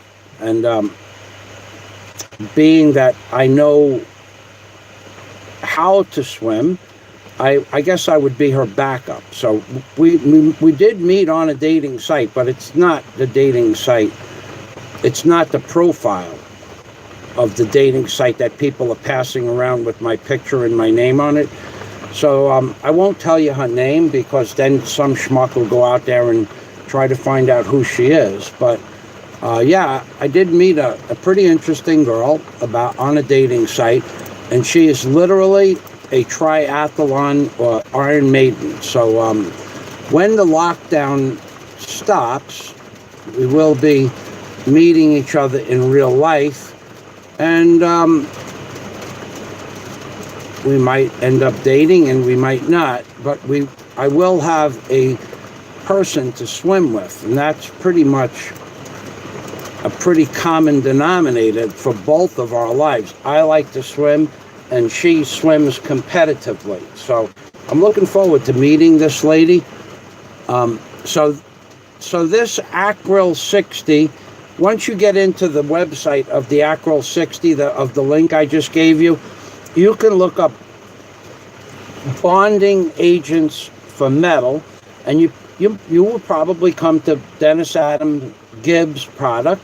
You'll probably come to that, and you're going to come to other products. And what these products do. Okay, so one thing I will also tell you is you can't mix up these products and then not use the paint in a certain period of time. It could be weeks or months, but you can't mix the product into the paint without using the product, let's say within 30 days, okay? Because it'll gel up on you. It'll gel. So it changes the paint on a molecular basis. So, but it also lets the paint bond, which makes for a happy paint job. So it lets the paint bond to metal, wood, or concrete. Now, concrete, you got to power wash down, and then hose it down, and then dry. At least have a damp surface, not a wet surface. Then you put the Acryl 60 on the damp surface of the concrete, and the dampness allows the Acryl 60 to penetrate into the concrete block or stucco. And this is how it's done. Anybody out there, with any schmuck out there, any of you low class, low brow, low education when it comes to tools or substrates or building something or manufacturing of something or how to paint something or how to prep a surface, any of you schmucks out there that want to wager me all the money you got in your entire life that I'm telling you something that's not true, you're going to lose. That's why no one takes my challenges, because my licenses allow me to make statements like that. Nobody can prove what I'm talking about, how the bonding agents work. Nobody can prove one word of it to be false. Nobody. It's not possible, because I'm telling you what these things do. So I'm also telling you that these bonding agents give the paint a different molecular structure, or the way the molecules move around in the fluid. It changes something with them. And so instead of just going on the surface like that and there's cohesion, which is just this, like if your skin's a little damp, it sticks a little bit to the money part of the pot. It sticks there a little bit like that, hard to get it off. But it goes, stainless steel has porosity to it also. These chemicals that you add,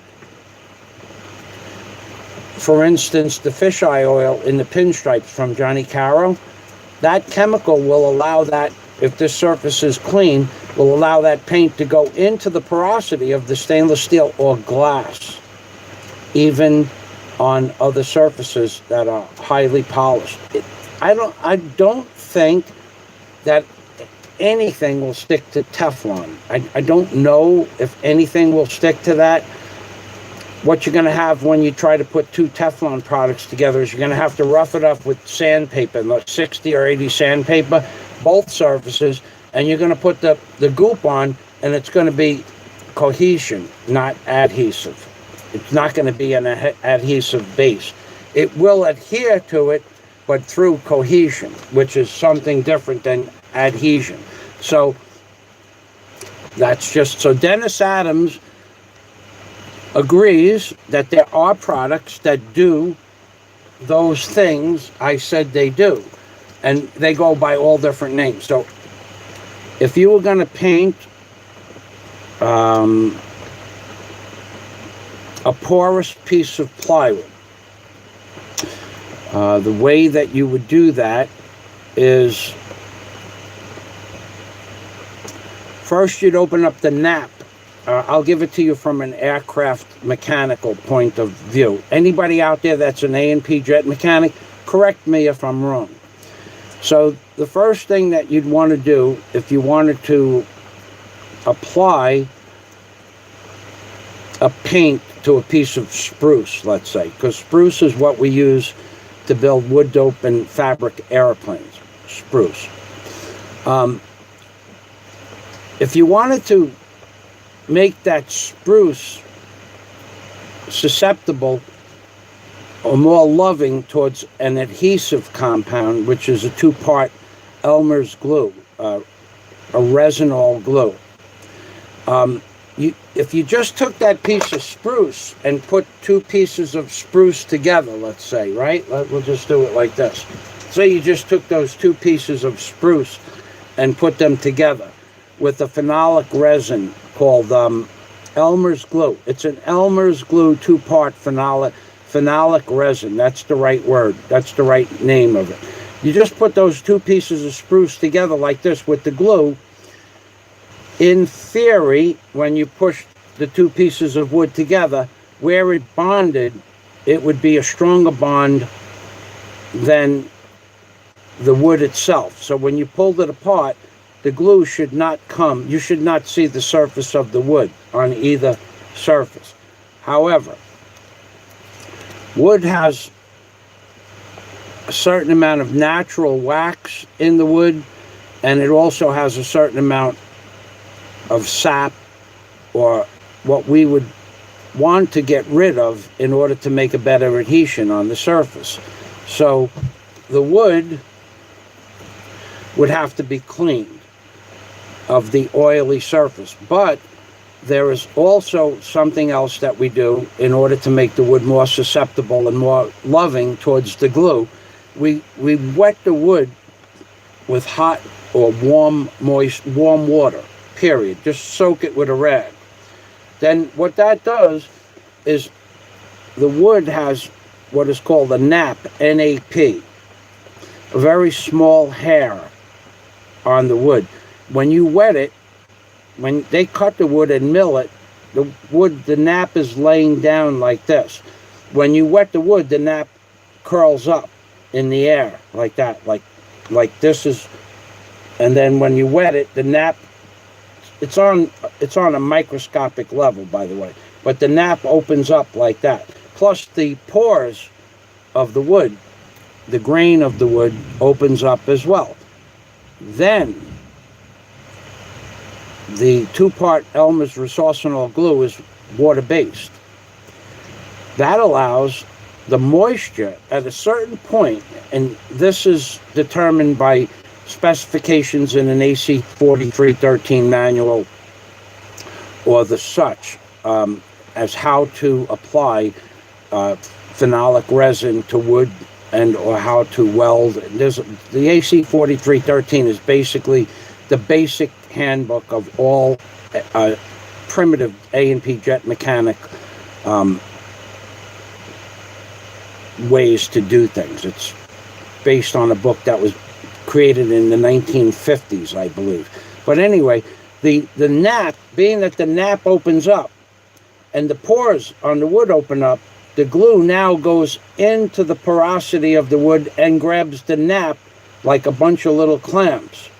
Then, when you put these two pieces of wood together, they don't break at the wood anymore.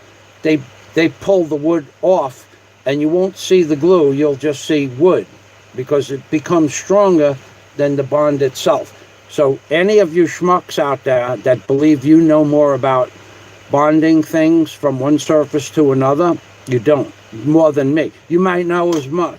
You might even know a better way from the chemicals that I used 20 and 30 years ago to bond things together. But but basically I'm talking to the schmucks on YouTube that believe somehow in their little minds that I'm not telling you the truth. Basically, I'm wagering you large amounts of money to prove me wrong. And not one of you has what it takes to take the challenge. Not one of you. Not any of the challenges. Not the challenge from Warren H. Not my dollar bill challenges. Not my skull and bones on the dollar bill challenges. Not that my book was not. I say it was not. I say it was not plagiarized. Not one of you has what it takes to take any of the Fazio challenges. And any excuse that you give for not taking the Fazio challenge, when there's a very famous man, blogger in the YouTube community, that said I plagiarized the work in my book, and I wagered $10,000 that's not true. His excuse was he doesn't have $10,000, but Warren does, and Warren would back me. So you want to be a big mouth on YouTube and say this, that, and the other thing, but you won't back it up with anything. You have nothing to back up. A lot of the statements that you make on YouTube are just outright, directly fraudulent and all lies. And getting back to why that happens, I'll have to post the link again so that you people will understand what makes a man believe he can say or do anything on YouTube with no accountability and no blame.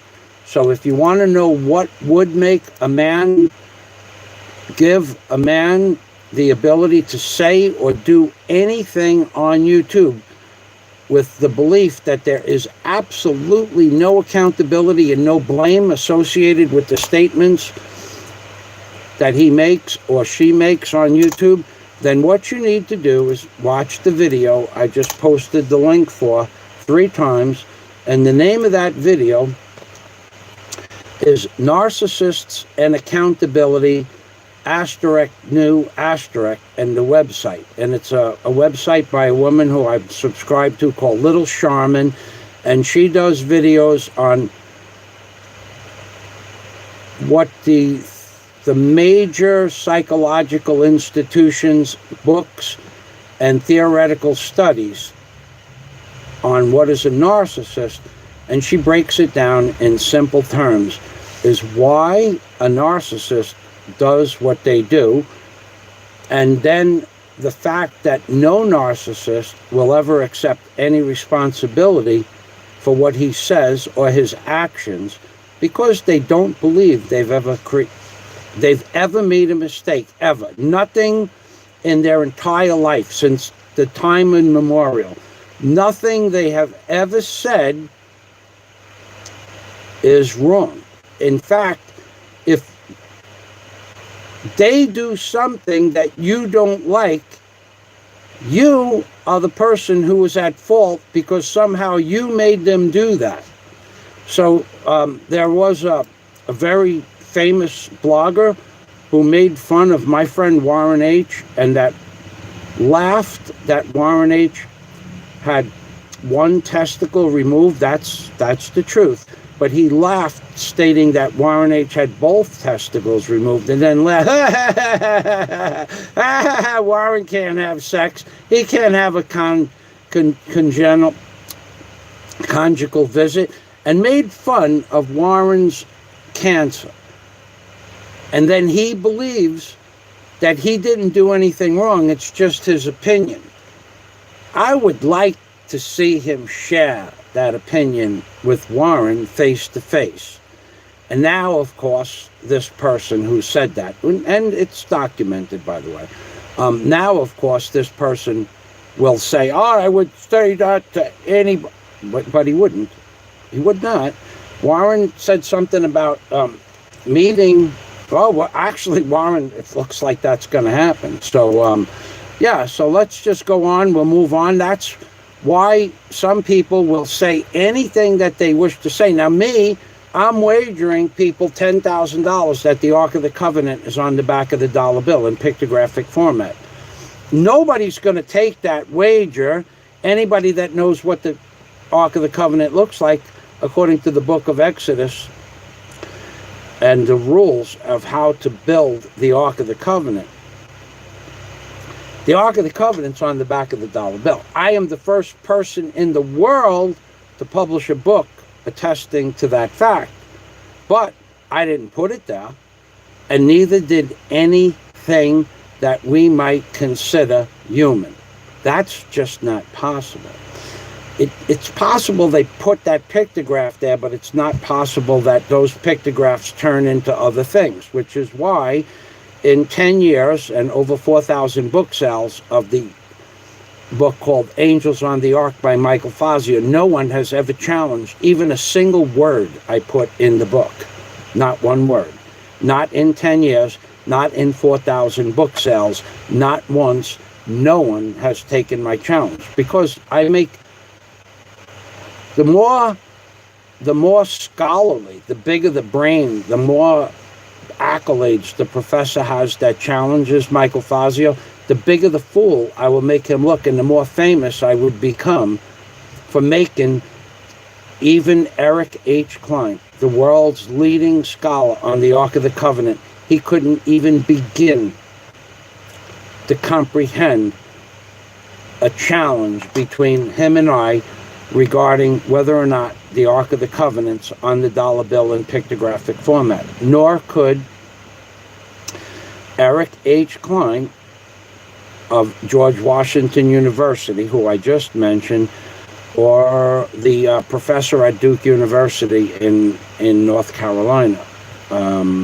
His name eludes me right now, but neither. These are the two world's leading scholars on the Ark of the Covenant, and I sent them letters challenging them to a debate for Eric H. Klein, $50,000 US, and Mark Goodacre of Duke University. He was challenged $50,000 to debate me in a real debate, and he would not. He declined. He didn't decline. He didn't answer the letter. Neither did Eric H. Klein, because I had the money at the time, and I was willing to challenge David Icke, Mark Goodacre, Eric H. Klein, George Norrie. Could bring anybody with him that he wanted, and that other schmuck, the one who thinks he knows about pictographs and ancient the Fachi symbol. I forgot his name, but none of them would challenge. None of them would take my challenge. None. Mike Rivero, another guy who said he was broke, wouldn't take my challenge. Nobody's going to take my $10,000 challenges, because they can't.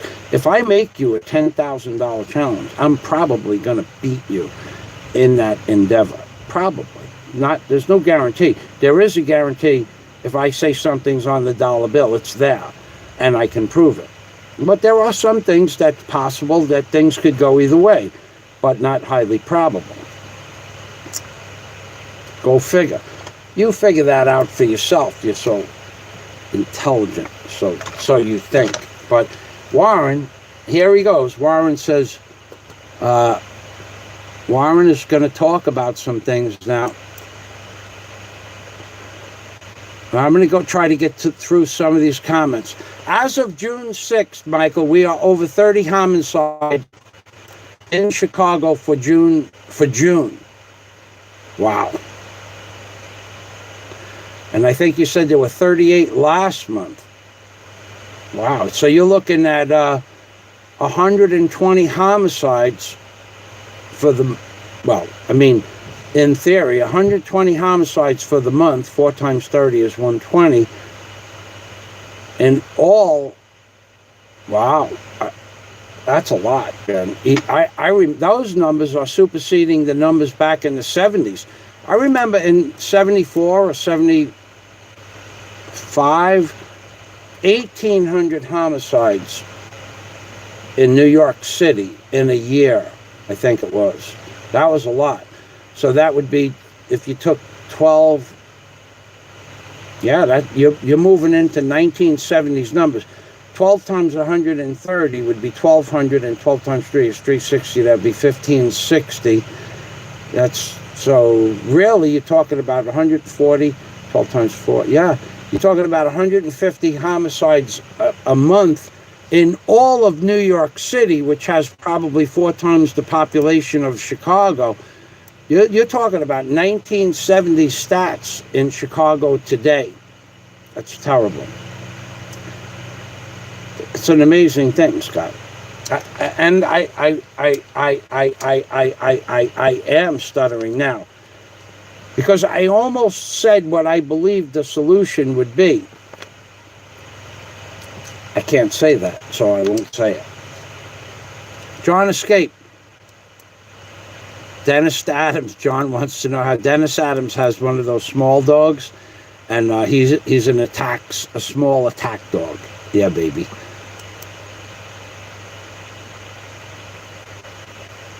Yeah, Jack, I believe they looted a sushi restaurant because, first of all, inside the sushi restaurant are very, very expensive knives and cutlery, and very expensive pots and stainless steel pans, and also food. Fish is very expensive. Yeah, these people they're gonna take anything they can. They haven't worked for 3 months. The government set this up, Jack. People are broke, and they're letting them steal it all back. And who's going to make money? The Ferengi of the universe. The people who own the insurance companies and the mortgage companies. They are the ones that gonna. And if they don't make money on the insurance because the people stop paying insurance, what they're going to do? The number twos. Remember, the number twos run the world. The number twos, when the people abandon these buildings that were worth $5 million for a storefront on a major intersection in Manhattan, and they abandon that $5 million building, then the number twos are going to come in and buy the building for $1 million or $500,000. And they'll have the money to rebuild it, because that's what the number twos do. They build up one part of the city, they destroy another part of the city, or they destroy the whole city now, and they'll buy it back for pennies on the dollar, and then they'll build it up again. The number twos run the world, baby. Ask Netanyahu, ask Donald Trump's son-in-law, ask Donald Trump's inner circle, all of which, of the 8 of the 10 of Donald Trump's inner circle, are number twos, baby. And if they're not a number two, their wife is. Remember, the number twos rule the world.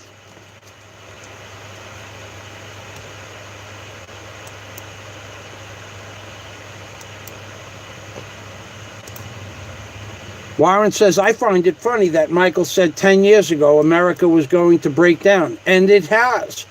It did. It wasn't, it was only a conspiracy theory because people didn't believe it. But doing the research for my book since 2001, I discovered documents that said where the world was going. I knew where the world was going. I knew that Obama was placed in office, before Obama was placed in office, to destroy a certain part of the government. And he did that, bring in a certain amount of illegal immigrants into America. And he even started private security with people with no education whatsoever. I mean, he did more illegal stuff. And God, which there is no such thing as God. If there was a God, does God remember that Trump said he was going to prosecute Mr. Obama and Hillary Clinton? Does God remember Mr. Trump had the Bible Bible in his hand? Does God remember that Trump said he was going to prosecute that Hillary, you belong in jail? Does God remember that? God remembers it. The people don't. People are stone stupid. Trump is the problem. Obama was the problem. Biden might be the problem. Bernie Sanders might be the problem. Hillary Clinton might become the problem. Right now, Trump is the problem, because whoever is in office is taking orders from the number twos, baby. The twos rule.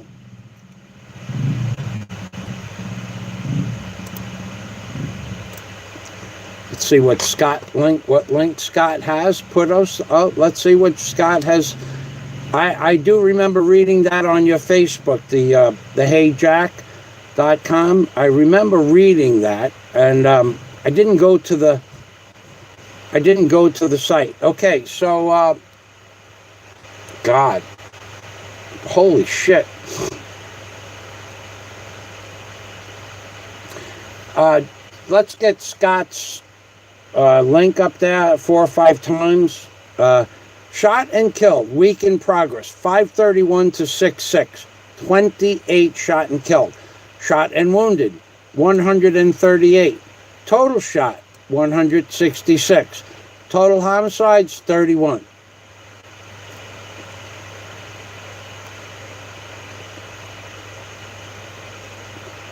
So if that was 1 week, 166 shot, in 10 weeks, that would be 1,600.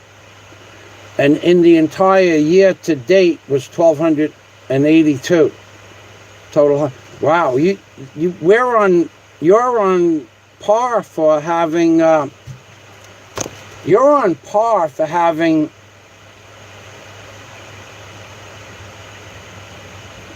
Ten would be 310, 340, 360. You're on par for 35% more homicides this year than last year. It's an amazing thing. So let's get that comment up there. I don't want to turn the camera around because I don't want to lose the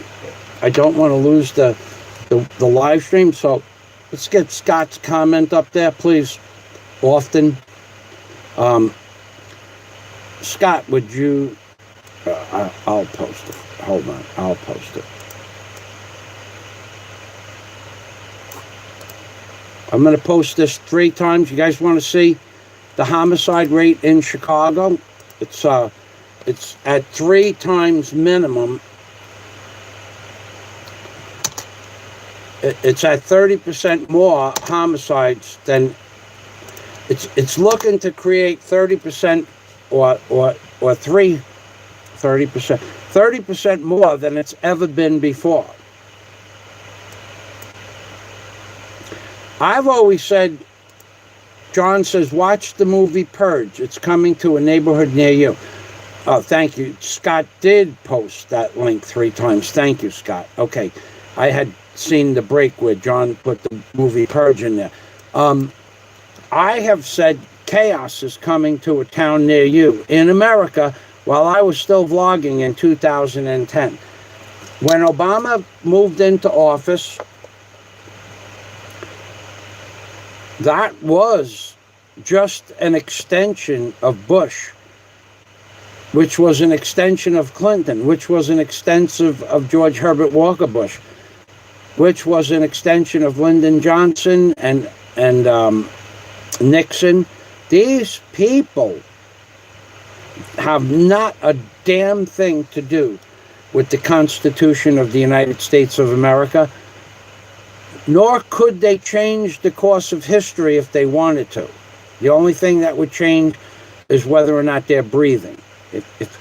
If Trump, all that bullshit, all the bullshit there, but we get the Steve Montelli bullshit button. Trump, I'm going to prosecute Hillary Clinton. That's bullshit. Okay? That's the truth. Trump is never going to prosecute Hillary Clinton. That's a lie. And if he tried to do that right now, he would be dead. I wouldn't even give him 72 hours after he decided to go ahead and prosecute Clinton. In other words, if he was serious to prosecute Clinton, forget about talking about it, but let's just say Trump decided to prosecute Hillary Clinton, there's no way he would live 72 hours. In other words, Trump says, I am going to prosecute Hillary Clinton. We are going through with this, and she believes that it's going to happen, he'd be dead in, could be 72 minutes. As soon as they believe that he's going through with it, he would be killed. Man, this isn't rocket science, so to speak.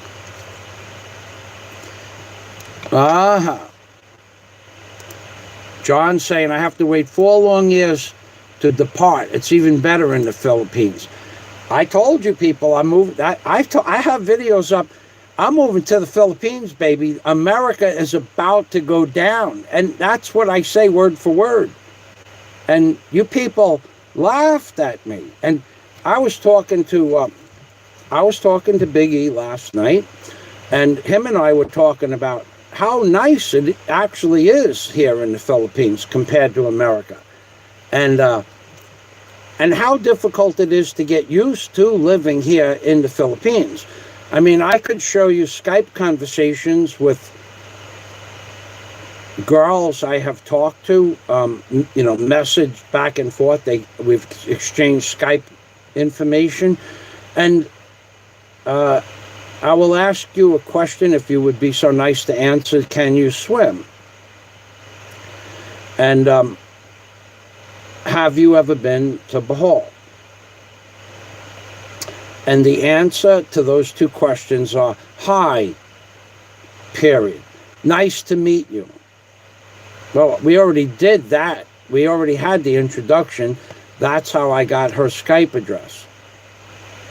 So we had an introduction period, and an hour later, the woman gave me, this is not the Iron Maiden. The Iron Maiden has a college education. This is another woman. And so an hour later, I added her on Skype, and after we said hello, and she was comfortable that she watched my YouTube video, and, she saw who I was, she gave me her Skype address, and I said, so I would like to, now it's in my profile, don't get me wrong, it's in my profile. If you can't swim, I don't want to meet you. So hello, I would like to ask you a question. Can you swim, and have you ever been to Bohol? And her answer was, hi, nice to meet you. Why? Because she forgot who I was from the dating site to Skype, or she didn't understand the question because I asked her 2 questions in 1 letter. It's hard to live here. It's hard to find a good woman as well. So you people that want to move to the Philippines, and all your bullshit that you're going to move to the Philippines and you're going to do this and you're going to do that, and you've been studying the Philippines, I think the time for that heyday of people moving to the Philippines, for what they were moving to the Philippines 10, 15, 20 years ago, I think that's all gone. I think the lockdown is going to put a kibosh on that, and there's going to be a point where Blue Rose and I were going over prices to get from a particular place in America to the Philippines, where once the airfare was somewhere between about $1,500. Now it says the airfare is, according to Blue Rose, between $1,000 and $7,000, which means that I would think the airfare that was about $1,200 3 years ago, because I remember looking at the airfare there, and now I heard more than one story that the airfare from America to here is typically $5,000. So it's up 4 times the price. Now you got to discover whether or not you have 4 times the price just for airfare, plus 14 days in quarantine. I think those days are over. For you people that, are you going to do this and you're going to do that and you're going to do that? You ain't going to do none of that shit. Especially coming that you're going to spend $5,000 to get to the Philippines. I'm going to go there and I'm going to go to Angeles City and I'm going to meet a woman. You ain't going to do that. You're going to spend $5,000 to come to Angeles City? Really? I don't know what's on your mind, but I've never been to Angeles City. I don't ever plan on going to Angeles City. I don't ever never thought about going to Angeles City. Probably never will want to go there either. I mean, that kind of an environment doesn't interest me at all. So here we go. We're going down in the comments. We are well below the threshold of reading comments now. Warren says he's following up on the offer that was made to a blogger, a famous Philippines blogger. Warren said it's a multiple part comment. So Warren said, I, Warren Hunt, offered to fly him first class from Australia, to and from Australia, put him in a hotel before and after, medical, and if required, a doctor to fly home with the man, plus all other expenses, and $10,000 to fight Warren H. The man kept saying he wanted to get his hands around Warren H's neck. Note, this was at the time I was at my sickest with the cancer, and the coward did not even mention my offer to him. That's according to Warren H. So I'll read it in sequence without the megaphone, because I wanted to make that offer clear as day, that Warren, there was a guy that was talking blah, blah, blah, that bullshit, that he wanted to put his hands around Warren H's neck, and Warren offered to fly the man to Australia, put him in a hotel, let him rest for 2 days to get rid of jet lag, put him in the ring, fight the man, pay him $10,000 to fight him, and any medical and or expenses for food and transportation. And the man declined Warren H's offer. The man kept saying he wanted to put his hands around his neck, Warren H's neck. Note, this was at the time he was at his sickest with cancer. And Warren says,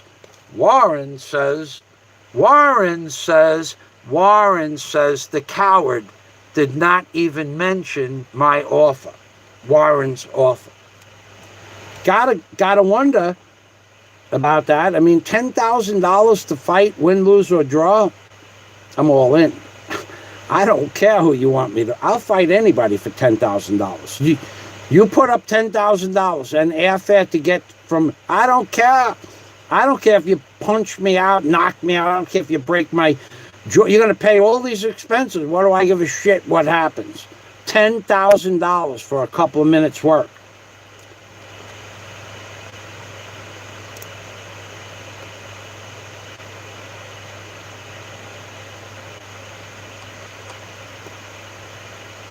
Warren says, I enjoy helping people with the extra money I don't need. I give a lot of money to a lot of charities every year. So I guess I'm a charity case now. Salamat. I could run a legitimate scam. I could give to the Michael Fazio Charity Foundation. Wait, before I do that, I should, of course, if I'm going to run a scam, a charity scam, I should at least have the fedora on, yeah? Put the fedora on. If you're going to run a legitimate scam, should probably wear a fedora. So you people out there that want to know how to run a legitimate scam, I should write a book about how to run a legitimate scam. First, you need a fedora. There you go. Remember that guy kept saying, he's wearing a fedora. And I never did understand what the point was. John Escapes showing monkeys with a wrench, it looks like. Wow, there's a lot of people that are getting knocked off of here. From Warren,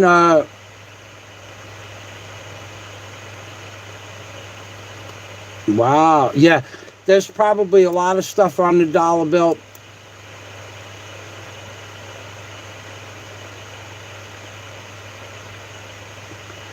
Actually, this Ashland climber is talking about stuff I've heard before, but it's not part of our discussion. So, you know what, Ashland? Those are good points. And I'd probably like to hear more about them, but not in today's. It's off topic.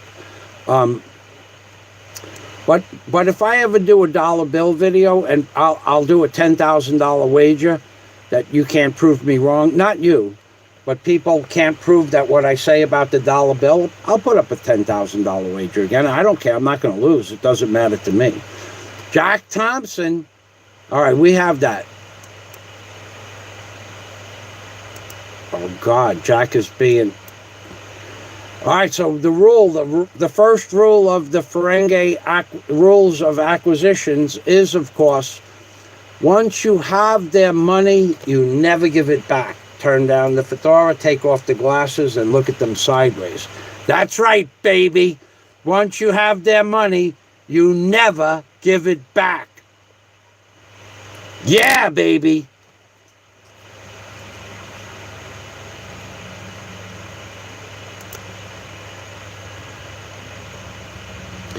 Yeah, I could see why you shut that guy down now, Warren. Thank you. And also John. Yeah, it was getting a little crazy there.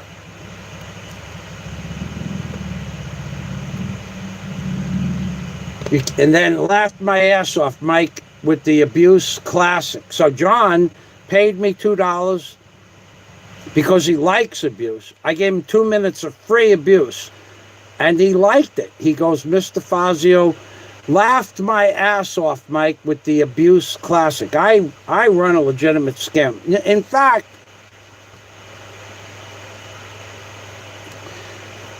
hello, Lechenberg. I miss you.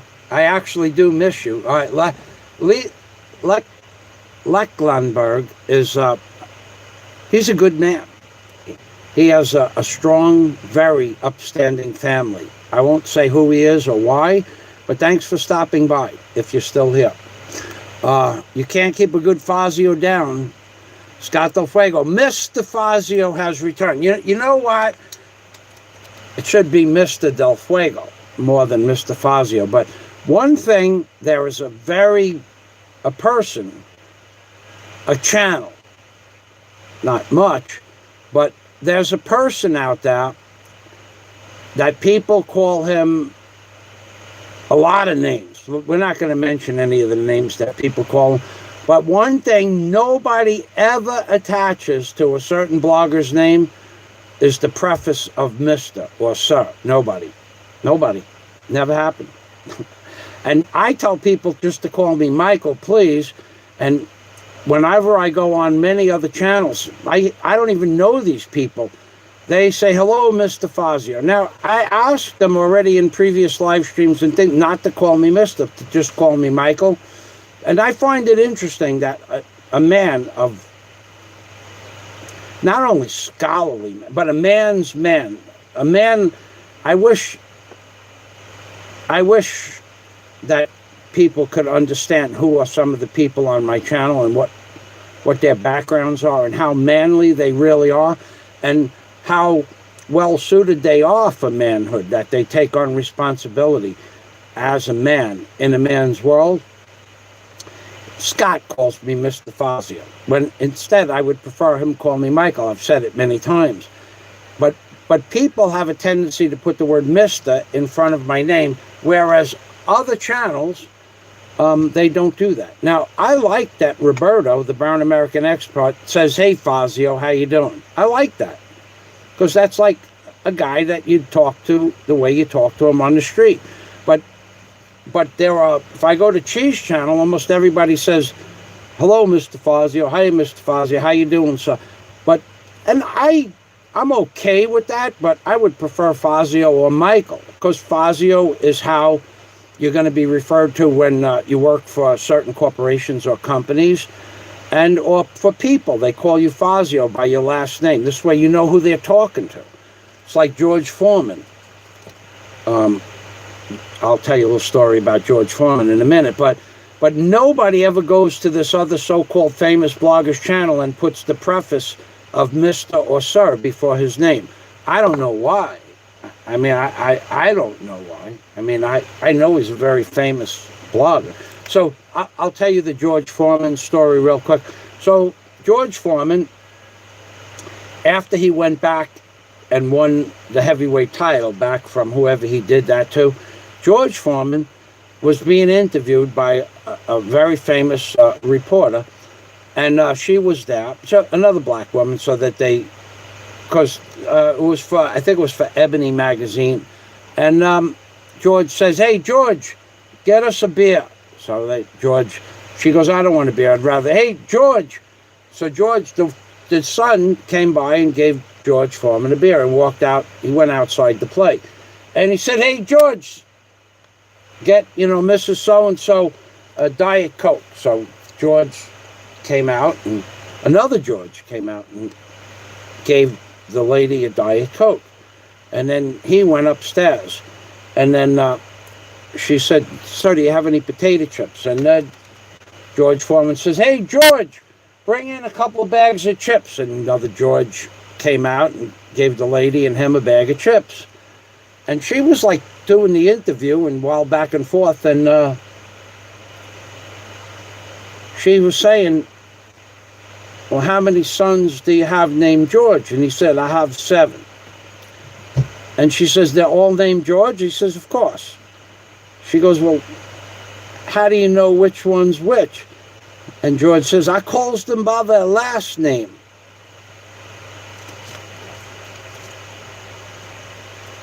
And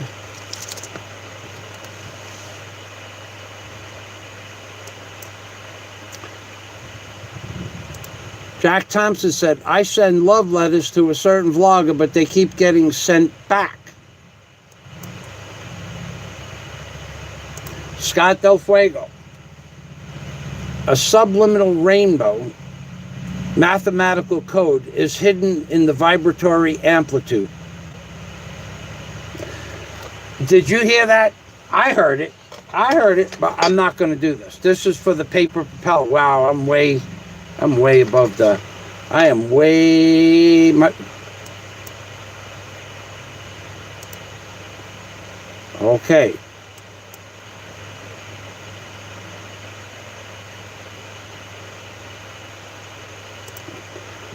Wow, John Escape, are you serious? A walking cane? That's interesting. Scott Del Fuego, a subliminal rainbow mathematical code is hidden in the vibratory amplitude. It's true. It's true. You people think of this stainless steel pot as a stainless steel pot. But remember, when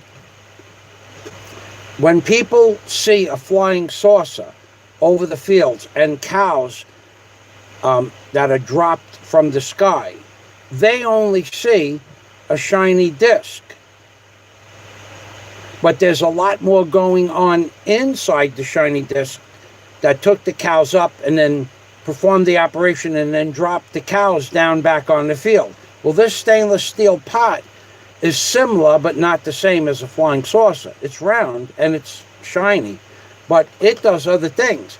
The disc that you see that sucks the cows up in the air with the vacuum, that the cows go up and they do the mutilations and it goes away, gone, and then place. I don't know why, but it does that. Well, this pot is like that. There's a lot more going on inside the pot. Scott knows. It's a vibratory negative relationship that it's super chat on demand, but it's subliminal super chat on demand. So even though I said no super chat, please, and then we're going to go right to why I didn't get the computer yet. No super chat, please. The pot says something else altogether. You can never trust. Okay, you know what they say about people that are smiling? They're smiling for one reason or another. Well, you can't trust somebody that's smiling all the time, they say. Well, This guy is perpetually smiling. You can't trust a pot that smiles all the time. Trust me. And the reason is because the vibrations are saying, Super Chat, Super Chat, Super Chat all the way. Super Chat Fazio, Super Chat Fazio. You really want to pay a Super Chat, Super Chat, Super Chat all the way. Super Chat, I got a stupid smile on my face. Super Chat, every Fazio today. A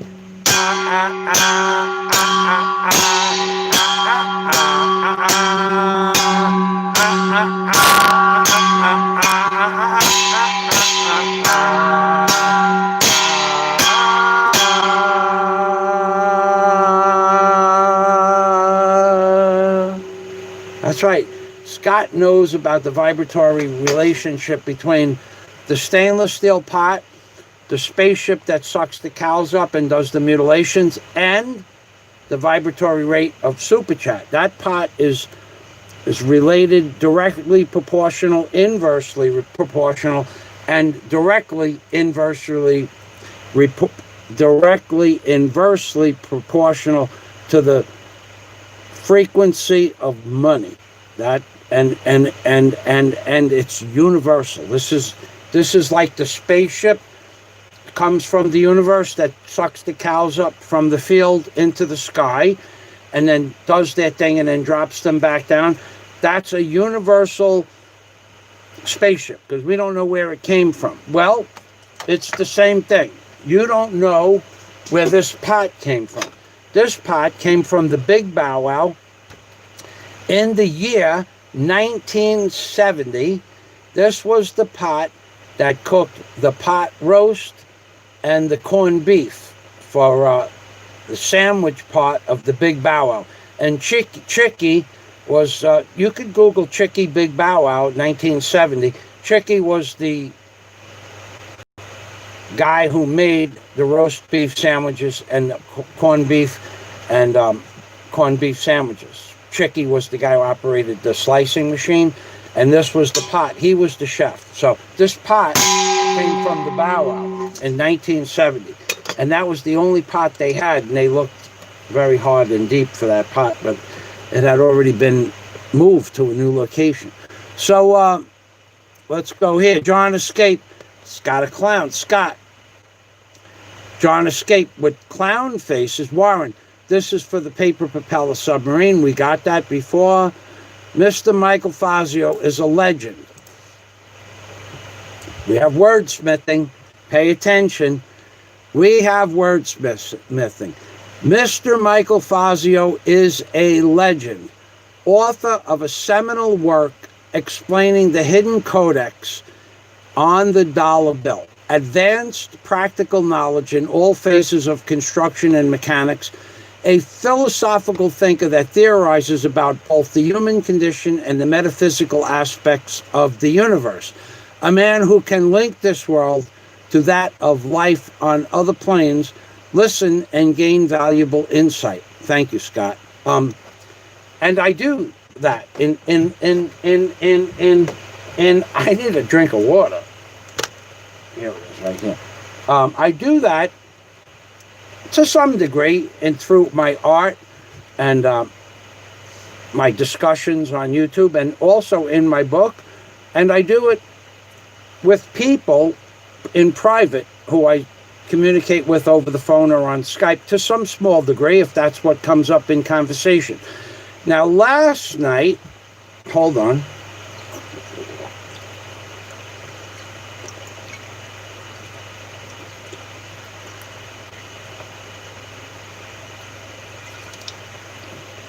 Last night,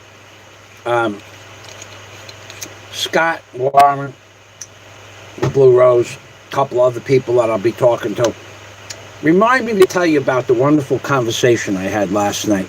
It was theoretical, it was philosophical, and it was a great conversation. I got to tell you, boy, I had such a good time last night. I won't talk about that on YouTube.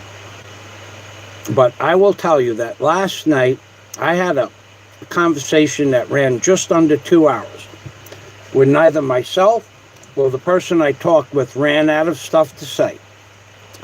Everything that we said to one another was true, according to my understanding of that person and that person's understanding about me. And the laughing that went on in the conversation was healthy. It was just good to laugh, and it was fun laughing with that person. And we'll probably never see each other, but it was a really cool conversation. So we got into some philosophical concepts that we differ in, but we had a great conversation nonetheless. And it was really cool. So I will talk about philosophical stuff, but I really believe that each person has a purpose in life. And I don't, there's a quality of life called fate and destiny. That bullshit story about karma that you hear, a lot of people believe in karmic results. Okay? Me personally, that bullshit. That's what I think about that. I think that to a degree, you create a situation that you're in, but you cannot depend. If there was truly such a thing as God, let's say, because God, I set off when I wrote my book to prove, because of the pictographs on the dollar bill, I have said those pictures, pictographs, ideograms, could not have been created by hand or with a computer, and computers didn't exist prior to 1935. I've said that. I've proven it. But to take those pictographs and equate them to words in the Bible in a systematic format from one to the end, or from the book of Genesis, from the first verse of the book of Genesis to the 17th verse of the book of Genesis, which is the circle. Where is that? I don't know where it is now. Hold on, let me look for it. I'll show it to you if I can find it. Where did I put that?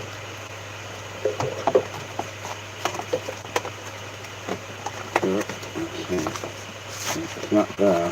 I'm looking for the dollar bill. I lost my dollar. Where the heck did I put that? I'm not too careful with that. All right, I don't see it. Well, anyway, it's in my book. Where the heck did I put that dollar bill? I must have dropped it. I don't know. Anyway, the circle on the left side of the back of the dollar bill, that represents the book of Genesis, the first 17 verses. And that's what I call the God pod in my book, Angels on the Ark. Because everything in the left circle with the pyramid in it has to do with life, everything. Well, no one could have done that. No one could have put those things in the circle and then equated them to the first 17 verses of the book of Genesis. They could have done that part to some degree, but not to the complete degree that I explain in my book. And then the circle on the right side, sphere, it's called the circle, it's called the sphere, it's called the compass. The compass is a circle. In fact, it's not even a circle. It's a double. There is not one black line that makes the circle on the back of the dollar bill. It's two black lines. It's two like this. Now, you'd have to look at it under a microscope, but that's the truth. There are two black lines that make up the circumference of the circle. It's in my book, the pictures, but also the pictures are for sale. Another legitimate scam I got running. That the pictures, I have the highest definition pictures of a dollar bill ever created by man up until the year 2010, because that's all we had was like a three power picture. But anyway, with the lighting and the angles that I took the pictures of, inside the left sphere, or the God pod, as I refer to it in the book, are all things that have to do with life. The sun at the top of the pyramid and why it's there. It's all in the book. Why, how big the flat portion of the top of the pyramid is, which is exactly 44 feet by 44 feet, by the way. The rotation of the Earth in relationship to the length, which the Earth doesn't rotate. We know that. It's a flat plane. But the rotation of the Earth, according to the calculations that the pyramids were built to, it's in one length of the base of the Great Pyramid, which I think is 743.4 feet. The Earth rotates, supposedly, in a half a second, 743.4 feet. So in two lengths of the bottom of the base of the Great Pyramid, which is 743 sides, the Earth rotates 1 second. It moves that much distance in 1 second. So these things, the reason the Great Pyramid is put on the dollar bill is because something otherworldly created these measurements, these calculations, and these formulas that exist. But on the back of the dollar bill, in the right sphere, is the evil seed of death with the eagle. Everything in that pod, or the evil seed of death, represents death. Now, I could go on and on about this forever and ever. I have put $10,000 challenges after $10,000 challenges after $10,000 challenges to prove me wrong. I have showed every person that dared say, I will challenge you to $10,000. I said, okay, you buy the book, and then when you're done reading the book, I'll take your challenge. You're not going to challenge me when you read the book. And no one ever has. Lots of people, hundreds of people have said, I'll take your challenge. And I say, okay, read the book. And then if you still think after you read the book, you pick out the part of the book that you think you can disprove, and I'll wager you the $10,000. And no one ever has. Nobody ever, not one time, has ever backed up any of their bullshit with money. It's all blah, blah, blah. So I do philosophical conversations, and that was one. All right, let's go down here a little bit more. The Dr. Foz. Oh, God, did I forget about Dr. Foz? Oh, God. This is where Dr. Foz, not only do I do philosophical conversations, but I can correct certain things. As Dr. Foz, if you have lost due to cancer or a bicycle chain accident, like Mr. Obama, he fell down into a bicycle, and his one of his testicles got mashed up a little bit, and what he needed was emergency cotton surgery, because he's made out of cotton, Mr. Obama. So what he needed, what Mr. Obama needed after he fell into the bicycle chain was what he needed. I had just the right thing for him at the time. What Mr. Obama needed, well, first of all, Mr. Obama needed Dr. Foz. And Dr. Foz was to the rescue. Okay, so Mr. Obama needed Dr. Foz, and fortunately, I was there with my medical kit. Okay, so let me show you my apparatus. Okay, inside here are different. There's a wing nut there right in the middle, and there are bigger wing nuts and smaller wing nuts, and There are other wing nuts, and there are T-nuts and T-mobile nuts and chrome-plated wing nuts on the bottom, and there are aluminum nuts that are one-time use nuts for aircraft, like a rivet, and there's some more chrome-plated. I'll open this up. But the nut that Mr. Obama needed, he was gonna go for. This is not philosophical. This is factual. He was gonna go for a galvanized flared nut. And I don't know why he picked that nut. And this is the nut that you just saw me take off the tape. So Mr. Obama, originally to have his nut replaced from the bicycle accident, was going to use a 1/4-inch flared galvanized nut. But I talked him out of that. And let me show you. I'll show you the nut that Mr. Obama finally used. Now this nut has a flat surface, and it has a matted surface on the bottom of the nut, which is kind of like a self-locking nut. You can't see it maybe, but I can feel it. There's a very fine, like it's almost like a file, surface of a file, very fine. But let me show you something. Let me show you the nut that eventually I put in Mr. Obama as a replacement nut. So what he thought he wanted, Big Mike said if he ever got a nut removed, Big Mike wanted one of these chrome-plated wing nuts for Big Mike Obama. But what Mr. Obama settled on was this right here. He settled on one of these. I happen to have had two in my repertoire. Let me close this down. So Mr. Obama, he settled on this nut here.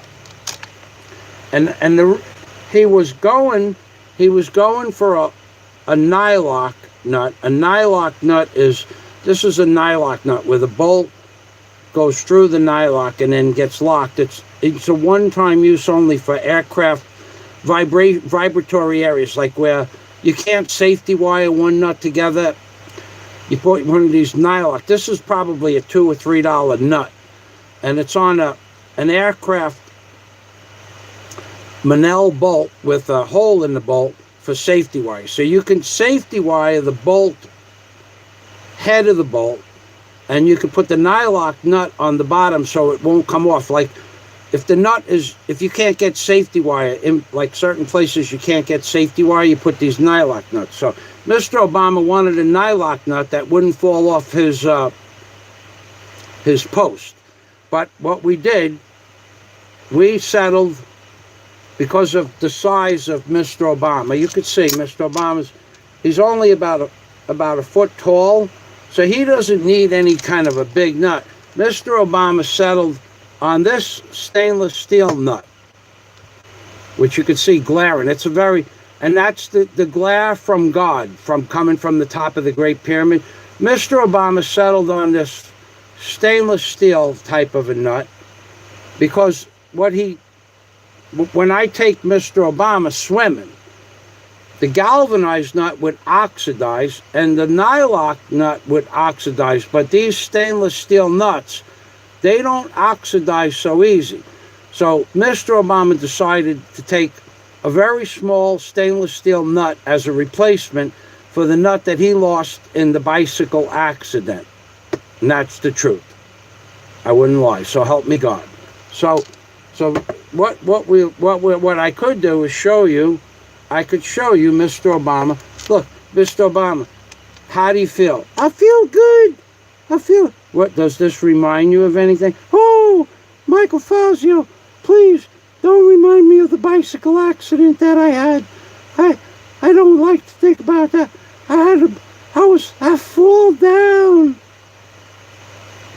Where did you fall, Mr. Obama? I fall in the chain. And what happened? I don't want to talk about it. Thank God I was there to fix you up, right, Mr. Obama? Thank God Michael Fazio was there to fix my injury. Thank God. And there's the light of God shining on the nut. Thank God. See, God is here. This is karma, baby. Look at that. The light of God. Oh, Mr. Obama, you love Michael Fazio? I love you, Mr. Fazio. Salamat, Dr. Faz. So you wish to say salamat to Dr. Faz? Thank you, Dr. Faz. And thank you for what, Mr. Obama? Thank you for my stainless steel nut replacement, Dr. Faz. Oh, Mr. Obama, you're quite welcome. And when can I expect the insurance money? You'll have to talk to the number twos. The number twos run the insurance company. I'm sure they'll give you something. Not much. You're Italian. They're going to screw you. So what happens if I don't get paid, Mr. Obama? Nothing. Thank you very much for the operation. Salamat. Okay, Mr. Obama. I can see where this is going. So let's put the Mr. Obama down, seeing that Steve Montelli didn't decide to come. And let's put these nuts back in case there's Mr. Obama has another accident and loses another nut. We could put these nuts back into I don't know where that other one went. We'll put the nuts back into the nut box. There are less quality nuts. There are also colored nuts. If you wanted an anodized aluminum colored one-time use lock nut, which this is one of those, okay? Let me show you. This is a really interesting nut. These are about $4 a piece. On this end of the nut, if I'm correct,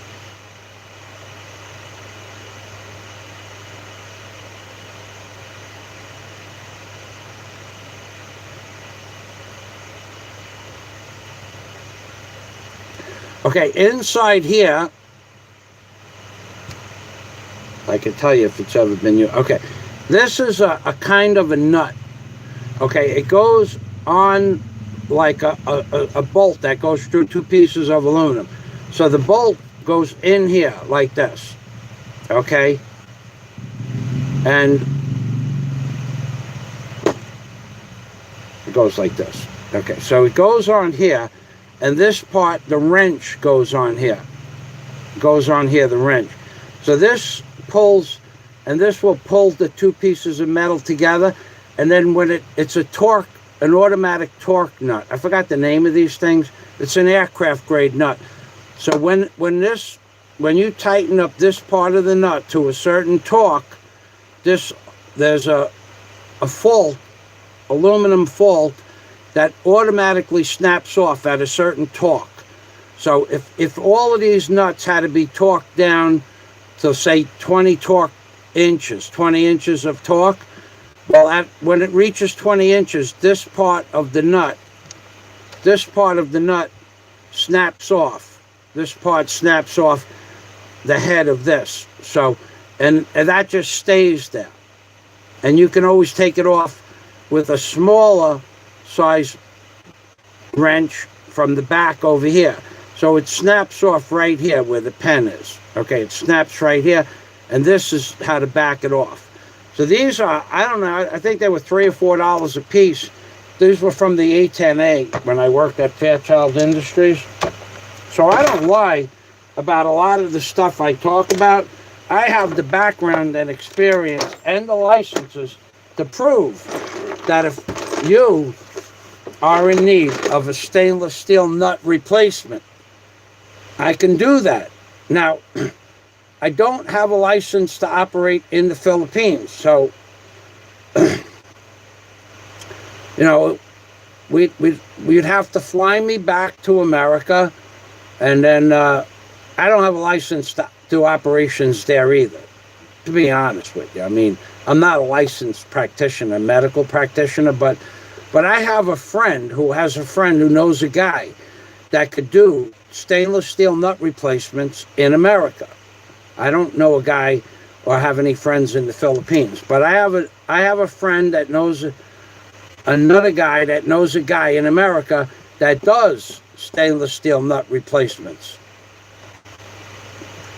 And I don't know what the price is. I could call them up and find out. Maybe next live stream I'll have a price list for one nut replacements of stainless steel or galvanized or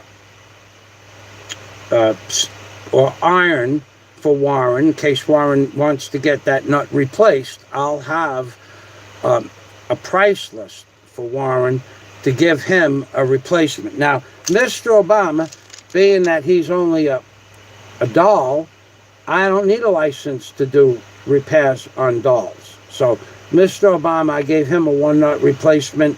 Took about 10 minutes, and of course, I used just a regular sewing needle and a thimble that I bought last week. And Mr. Obama, you happy with your operation? Oh, yeah, baby. So you got your voice back. That's right. That's the way you were talking, remember? That's right. You fixed me, Mr. Fazio. Thank you very much, Mr. Fazio. You're welcome, Mr. Obama. Anything else I can do to help? Steve? Anybody know Steve? Steve Montelli? Yeah, baby. Steve Montelli. You like... I love Steve. All right, Mr. Obama. So, Dr. Fazio, one-nut replacements on any and all dolls, puppets, or marionettes. And in America, if you need a one-nut replacement, stainless steel, galvanized, or iron, I could bring you to a friend of mine who knows a guy who knows a guy who knows a guy that could help you out. And I hear most of these operations are in and out. One, in and a little bit of anesthetic and out. You're in and out like a daycare or a doctor's office visit. So Warren, if you need that one nut replaced, I'll talk to I talked to my friend that knows a guy that knows a guy, and we'd see if we can hook you up. Now here in the Philippines, I don't know anybody, and if you were a puppet or a marionette or a doll, I would be able to hook you right up. I could just open up my one nut replacement case and give Warren any kind of nut he wanted. I mean, I could do that, but I can't do that because I don't have the license to operate in the Philippines. But if Warren ever needed that operation, I could bring him to America and get that nut replaced ASAP.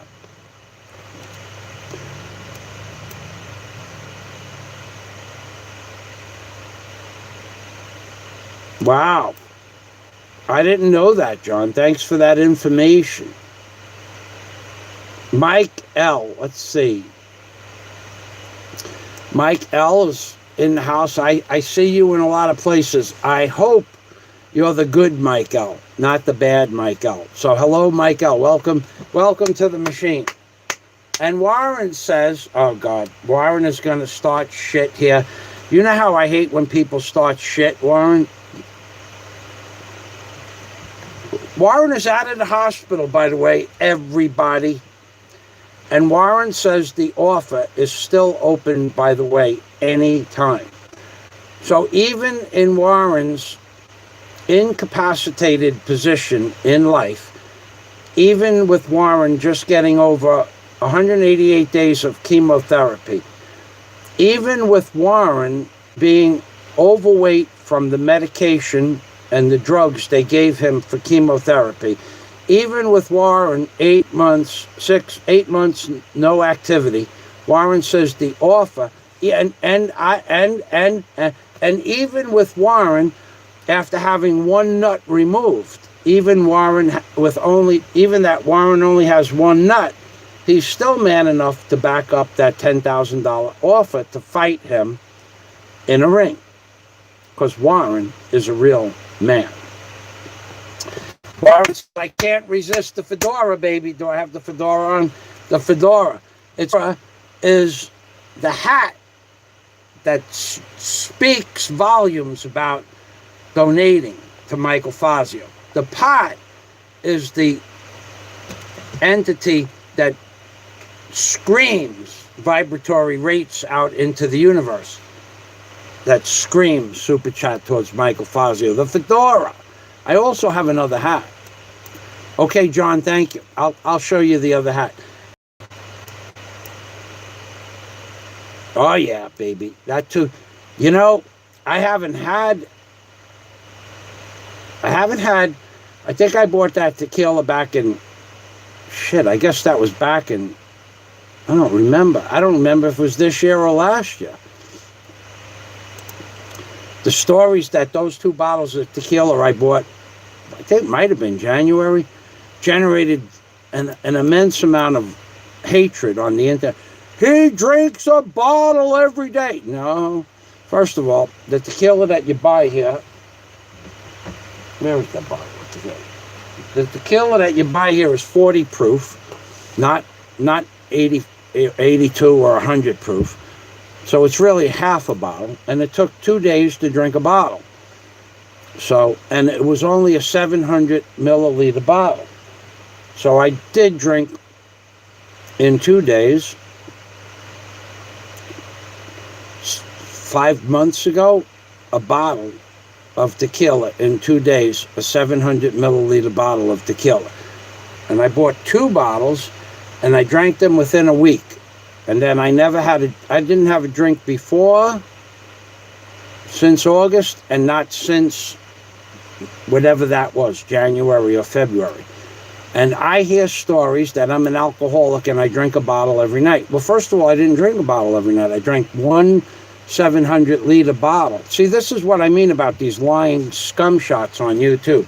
They lie, and this is where the accountability and the blame of this woman, Shaman, the professor of psychology, this is why I post these links, narcissists and accountability links, because this is true shit. A narcissist will say just about anything and not feel any accountability for whatever they say. And if it changes from one day to the next, they'll change it the next day, and they won't feel any accountability for that. And if it changes the next day after that, they won't feel any accountability for that. Now, my live stream where I said I drank 1 bottle, I'm going to get a bottle, I'll show it to you. I drank 1 700-liter bottle in about 2 days, but that was in 2 days. And I drank it because I wanted to drink it. I don't have to ask people permission to drink alcohol. See, that's the good thing about me. I don't have to ask somebody's permission to drink alcohol. I don't even have to be embarrassed about drinking alcohol. I don't have to make people understand that alcohol is a legal instrument in the Philippines and pretty much worldwide, almost all places worldwide, except some of the Arab countries. I don't have to justify if I bought two of these little teeny bottles of tequila, 700 milliliters. I don't have to justify that sometime in January or February I drank 1 of these bottles, which is 40% proof, 40%, not 80%, 40%. 40% by volume. So this, whatever this is, it's 40% by volume. And I drank it over the course of about 2 days. I know people that would turn that bottle upside down. I know people that would take that bottle and turn it upside down and there'd be nothing left when they were done with it. I had a friend of mine that used to do that with pints of rum. He bought 2. Jimmy. He was a plumber. We worked for Winnie Day Plumbing. He would take a bottle, 1 pint bottle of rum. 1 pint, not half pint, pint. He'd call them, and he'd get the brother and sister, and he would turn the bottle upside down like this. And he would down that bottle. That was the brother or the sister, depending on how he felt. And he would go like this, and then he would go like this with a bottle, he'd have a glass of water. I don't know why he poured the whole glass, but he'd pour a glass of water and he'd go like this. He would drink the pint and go like this. And take a sip and spit the water out, and then he would drink the other bottle. And those 2 bottles took 90 seconds for him to drink. And he was just getting started. That was Jimmy. We used to call him Jimmy Jam. because he always had a boombox, a musical radio with him. His van, his plumbing van had a regular radio in it, but he always had like a cassette player, because we're talking 1996, 1997, 1998 to the year 2000. Well, I worked with him from 98 to 2001 or 2002. Yeah, but he always had that boom player, the box player in his truck. So me justifying that I drank 2 of these bottles in about 4 or 5 days, and that's because I wanted to. Hadn't had a drink for 8 months before that, and 6 months before that, and not one after. I had 1 shot of alcohol since that day. And if I ever posted a video of who I had that shot of alcohol with, I wouldn't do that. I might send it to a few of my friends, but I would never post that online. And and that was because it was a very special day. And he said, please, Michael, have a shot with me for this day. And I did. But that was 1 shot of alcohol since whenever that 2-bottle escapade was. And I enjoyed the shit out of having. I just decided I was going to drink alcohol for 2 days, and that's what I did. I didn't get drunk. It doesn't make you, that little bit of alcohol doesn't make a big man like myself drunk. It makes you happy. Makes you happy. But I mean, it wouldn't be something that you'd go out and start running around in traffic. And talking about running around in traffic, I hear a story that I am so cheap. Heard this story. I got to tell you something. I am so cheap that if I was running across the street and I saw a peso, I'd stop traffic to get that peso. Why do you say stupid shit like that? I mean, that's a serious question. Why do you say stupid shit like that? Why do you people say stupid shit like that? It's not true. I mean, I might even kick that peso closer to the curb so a Filipina could pick it up, or I might pick it up myself. Why wouldn't I? It's a peso. But it's not like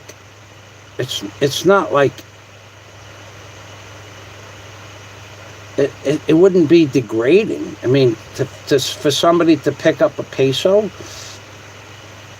why would that be degrading? It's money. You're going to use it, or you're going to throw it to the curb. Normally, if I see a coin in the street, I'll kick it closer to the curb. But I might pick it up, put it in my pocket. Why not? I don't have a problem with that. Why would you have a problem with that? Why would you make fun of me for picking up a peso in the middle of the street? It's even more important. Why would you do that? How do you think that you're going to hurt my feelings for me? Would you pick up 100 pesos? Would you pick up 50 pesos? I mean, you know, that's just normal. It's money. It's how the world goes around. Now, I know a guy, and here is how he used to judge people. Now, I worked for this guy. I worked for him. He was my superior. Make no bone about it. He was the man. Talking about the shish. The shish would walk up to you and ask you if you had change of a $20 bill. And if you did, he would laugh at you. You hear what I just said? If you had change of a 20, he would laugh at you. He didn't carry bills less than a 20. And he didn't take change for things that he bought that cost less than 20 bucks. If he went in and bought cigarettes, he'd buy $20 worth of cigarettes. But if there was a cab fare, and this is something that's really interesting, if there was a cab fare involved and the cab fare was $7, he just gave the driver 20 bucks. If the cab fare was $19, he gave the driver 20 bucks. He did not have change of a 20. He didn't carry anything less than a 20. Never that I ever see him have less than a $20 bill. And I never saw him ask for change. If he would say to me, go put gas in the car, because I worked for him, I'd put gas in the car, and the bill would be like $12. I give him the receipt, hand me a $20 bill. Now, I won't. I'm going to stop there. But at the same time, I'm going to tell you what. I'll tell you one more story about the shiz. If you owed him $1, he wanted that dollar from you. This is a man who lived on principle. So, if you owed him if he would give you what you owed him. Well, first of all, he tried to round everything off to a round number, 25, 50, 75, 100. But he would tell you what you owed him for a specific thing. That's the money that he wanted. Didn't matter how much money he had, and it didn't matter that he paid backgammon for $20,000 a point. That didn't matter. $20,000 a point. That didn't matter. But you owed him $1, you had to give him that dollar. He would bring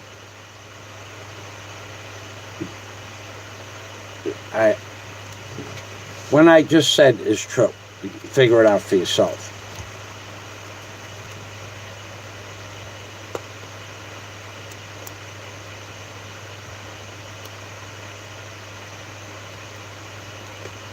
All right, Scott Del Fuego. Yep, so we started with the 2 shots at tequila and we got involved with the shiz. I wish I could tell this. If we ever meet in person, I will talk to you about the shiz. I will never talk about the shiz any much more than what I did. And he was a successful businessman. I'm not speaking to Mr. Obama anymore. He broke my heart.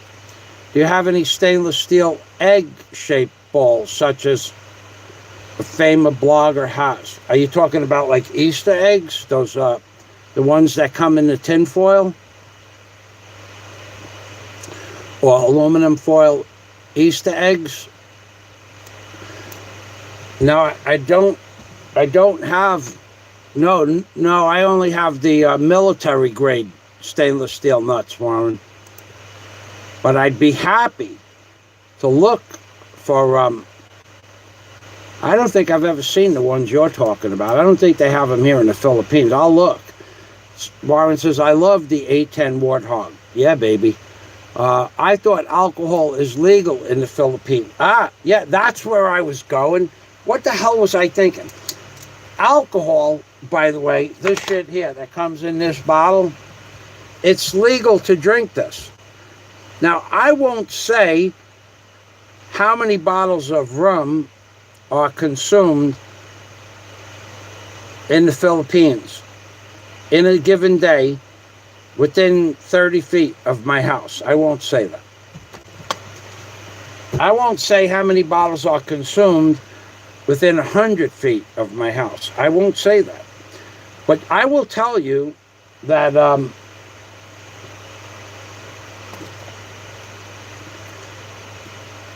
that the rum bottles, the big ones like this, these big rum bottles, they have 1 peso return. So you don't see these. But the smaller bottles, you see, there's no return on the smaller bottles. So these big bottles of rum, they bring them to the city in bags. But there's a place not so far away from here where in a short period of time, one day, one party, 5, 6, 7 times a year. They have a party for different things here. There's the fiesta, there's the birthday party for an adult, there's the birthday party for a child, there's the anniversary party. In one day, and my friends have seen these videos of the 200 people parties. In one day, 10 or 12 boxes, 12 bottles to a box, rum, the big ones. So that's 120 bottles of rum in one day from the party, from the morning until the next, when the party ends. Sometimes 100 to 120 bottles of rum will be drunk, okay? And the guy who throws the party is the guy I had to drink with, but that's not the point. People here are allowed to drink alcohol.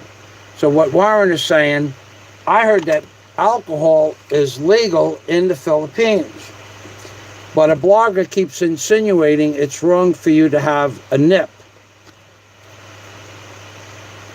I don't know. I've heard those stories.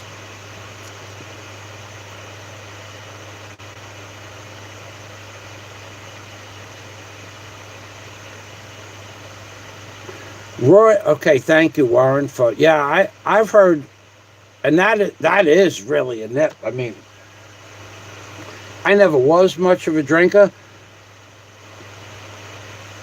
but for me to drink half that bottle of tequila,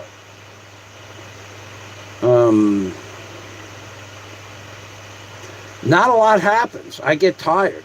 I don't get, I get very happy, but I get tired.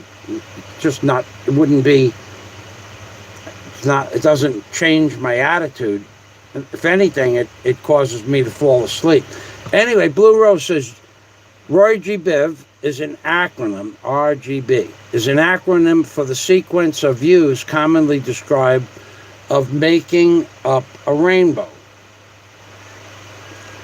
Roy G. Biv should be a nickname of the pot. I could put that on there. Remind me if we talk. In fact, I think after 3 hours and 33 minutes and 3 seconds,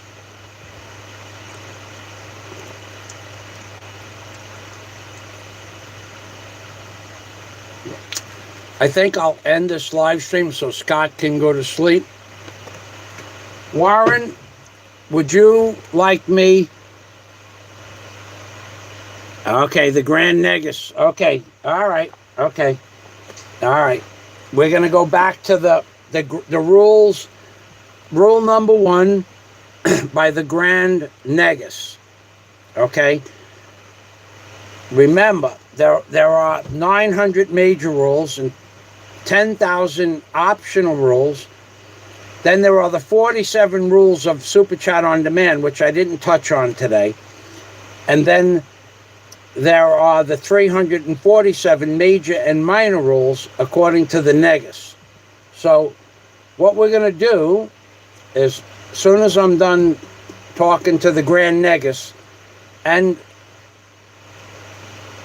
ringing the bell on the vibratory rate, I'm going to call Warren and Blue Rose so those two men can talk together, if that's okay with the both of you. So the Grand Negus, I'll go to the website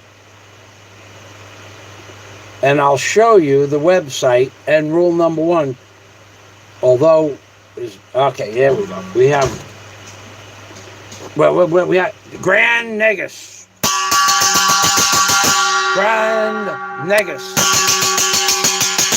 The Grand Negus, N-A-G-A-S, the Grand Negus says, once you have their money, you never give it back. Rule number 1, once you have their money, you never give it back. And I should tell you why I don't have a computer, but Warren is in the comment section. So Warren and I tried to get me set up on Lazada.com because there was one computer on Lazada yesterday morning, but we couldn't set up an account for me on Lazada. No one knows why. Blue Rose doesn't know why. I don't know why. Warren doesn't know why. That's number 1. Number 2, nobody in Bohol or Cebu can order the computer in less than 4 to 6 weeks, but they're going to order it from their dealer in Manila, and Manila is going to order it from their supplier, whoever makes the computer in China. Could be 6 to 9 weeks. So when I saw that computer on sale yesterday on Lazada, the Asus Pro Duo 581 GT i7-7201 Tango. When I saw that computer, I said, buy it. I did say buy it. Warren saw the website, but it wouldn't let me buy the computer. And it had free shipping and everything. And it was the 169,000 pesos. I don't understand what happened. So I've tried to buy the computer. So now I've covered all the angles of the title. So I'm going to turn, this is an amazing thing. I'm going to turn this around and I'm going to show you, oh, what did I do? Okay, I'm good. I'll show you the rules of acquisition, 900 major and minor judgments, 10,000 considered options, and there is a rule for every conceivable situation. Rules of acquisition were originally created by Gint, G-I-N-T, but if you pronounce it phonetically, it's giant. And the Ferengi government was debating those rules. So once you have their money, you never give it back.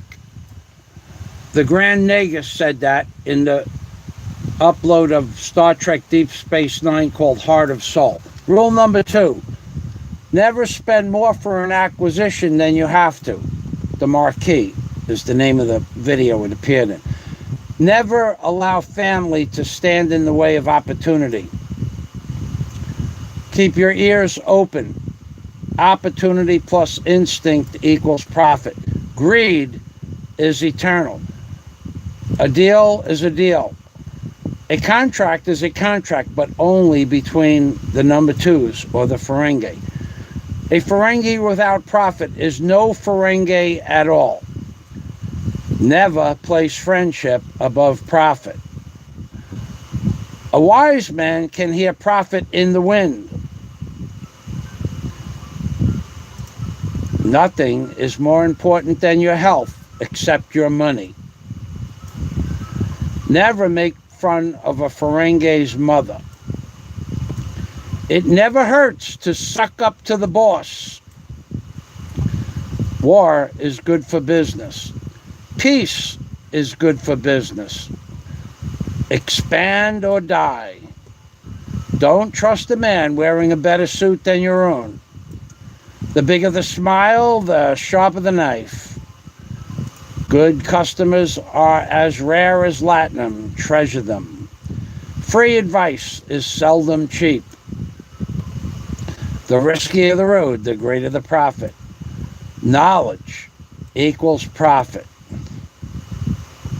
Home is where the heart is, but the stars are made of latinum. Every once in a while declare peace. It confuses the hell out of the enemies. Females and finances don't mix. Expand or die. Every man has his price. So that means every man has his price. I heard someone tried to buy off another man on YouTube in the blogging community just recently, crying. He was trying to buy him off on pity purchase. It was a pity purchase that got denied. I heard that story. Nature decays, but latinum lasts forever. Sleep can interfere with. Dignity and an empty sack is worth the sack. Treat people in your debt like family. Exploit them. Never have sex with the boss's sister. You can't make a deal if you're dead. Wives serve, brothers inherit. whisper your way to success? Hear all, trust nothing. It is always good business to know about new customers before they walk in your door. New customers are like razor-toothed G-worms. They can be succulent, but sometimes they bite back. Sometimes the only thing more dangerous than a question is an answer. Employees are the rungs on a ladder of success. Don't hesitate to step on them. Never begin a business negotiation on an empty stomach. You can't free a fish from water. Latinum lasts longer than lust. Unknown, but presumably concerned the relationship between keeping busy and successful. Never be afraid to mislabel a product. Never allow doubt to tarnish your lust, Latinum. No good deed ever goes unpunished. And last, a man is only worth the sum of his possessions. Or, in the case of YouTube, his super chat, his pot, his jet ski, future jet ski, future jet ski, future jet ski, future jet ski. I got to put a little picture of a jet ski inside the pot somewhere so that it'll ring. Not only will it be ringing God, Jesus said, better to give them. And better to give money to Michael Fazio than to receive money. And thank you, thank you very much. Okay, so we are going to end the live stream as soon as I go back to the last comments.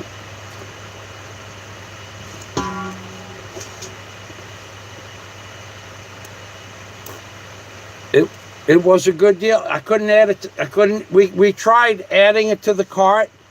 We tried buying it. Warren and I couldn't buy it. They wouldn't let me make an account on Lazada, and I don't ever remember having an account with them. I certainly don't owe them any money. I don't know what the hell is going on there. Blue Rose is going to help me get that account set up. All right, so here's what I'm going to do. We just got a $15,000 super chat. We just got a $15,000 super chat. Warren says the jet ski is paid for. Salamat. I don't know. I don't think there's enough spoon left I'll put the jet ski on the back over here. But I don't think there's enough spoon left to say thank you for a $15,000 jet ski. But we will try. Thank you for the $15,000 jet ski. I know he's serious too, because we talked about that a few months ago. When Warren comes to the Philippines, he has legitimate legal business here. And he also has to pick out the type of wood floors he wants, and the fixtures and the cabinets for the second floor of the hotel.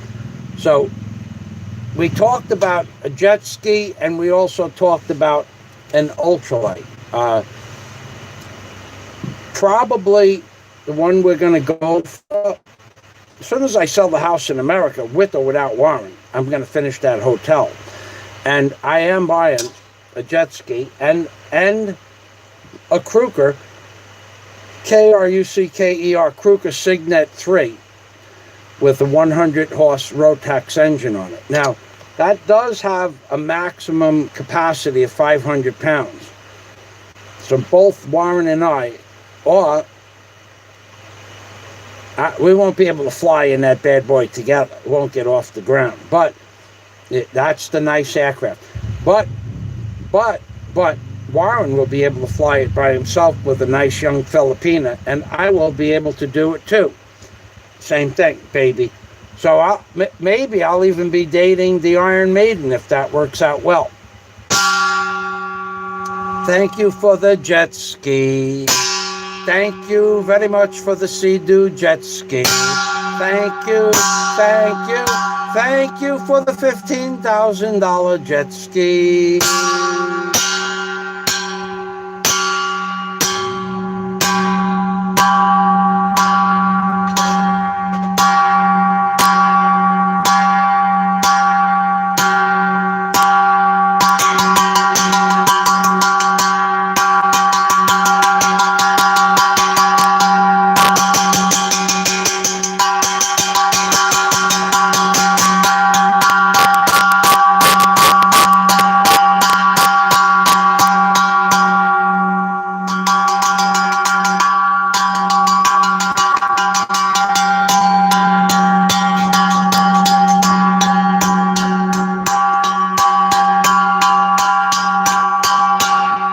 Jesus said, it is better to give to Michael Fazio than the other way around. Thank you, Jesus. Amen, and good night to everybody. Good morning. As Big Kevin says, good morning, good afternoon, good night to everybody. Thank you for stopping by. And I didn't even ask anyone to buy a jet ski for us. No, I would never ask for a $15,000 jet ski, but I would do multiple super chats on demand to attain that goal. Remember, once you get their money, you never give it back. As Warren would say. All right, everybody, good night. Good night. Warren and Blue Rose, within 90 seconds of this, I'm going to be setting up Skype so that you two men can talk, and I'm going to have something cold to drink. Thank you, everybody. Thank you for stopping by. Thanks for the rainbows. Thank you for the $15,000 jet ski. Warren said good night to everybody. Thank you for, well, there are several thousand pesos in Super Chat. Thank you very much. You guys did light up my screen. And you, even though you broke the rules, even though that happened, you did that. Even though you did that, I'm not going to block anybody that broke the rules. But if you do that another 100 times or more, your chances of being blocked are higher than they were yesterday. That's the truth. I'm being Permy from Michael Fazio in the Philippines, baby. Like Warren always says, he's looking to revamp that optional $10,000 challenge in case anybody feels spunky. Warren is looking to keep that working. Spunky, spunky, spunky. Warren is a spunky guy. I'm being Permy.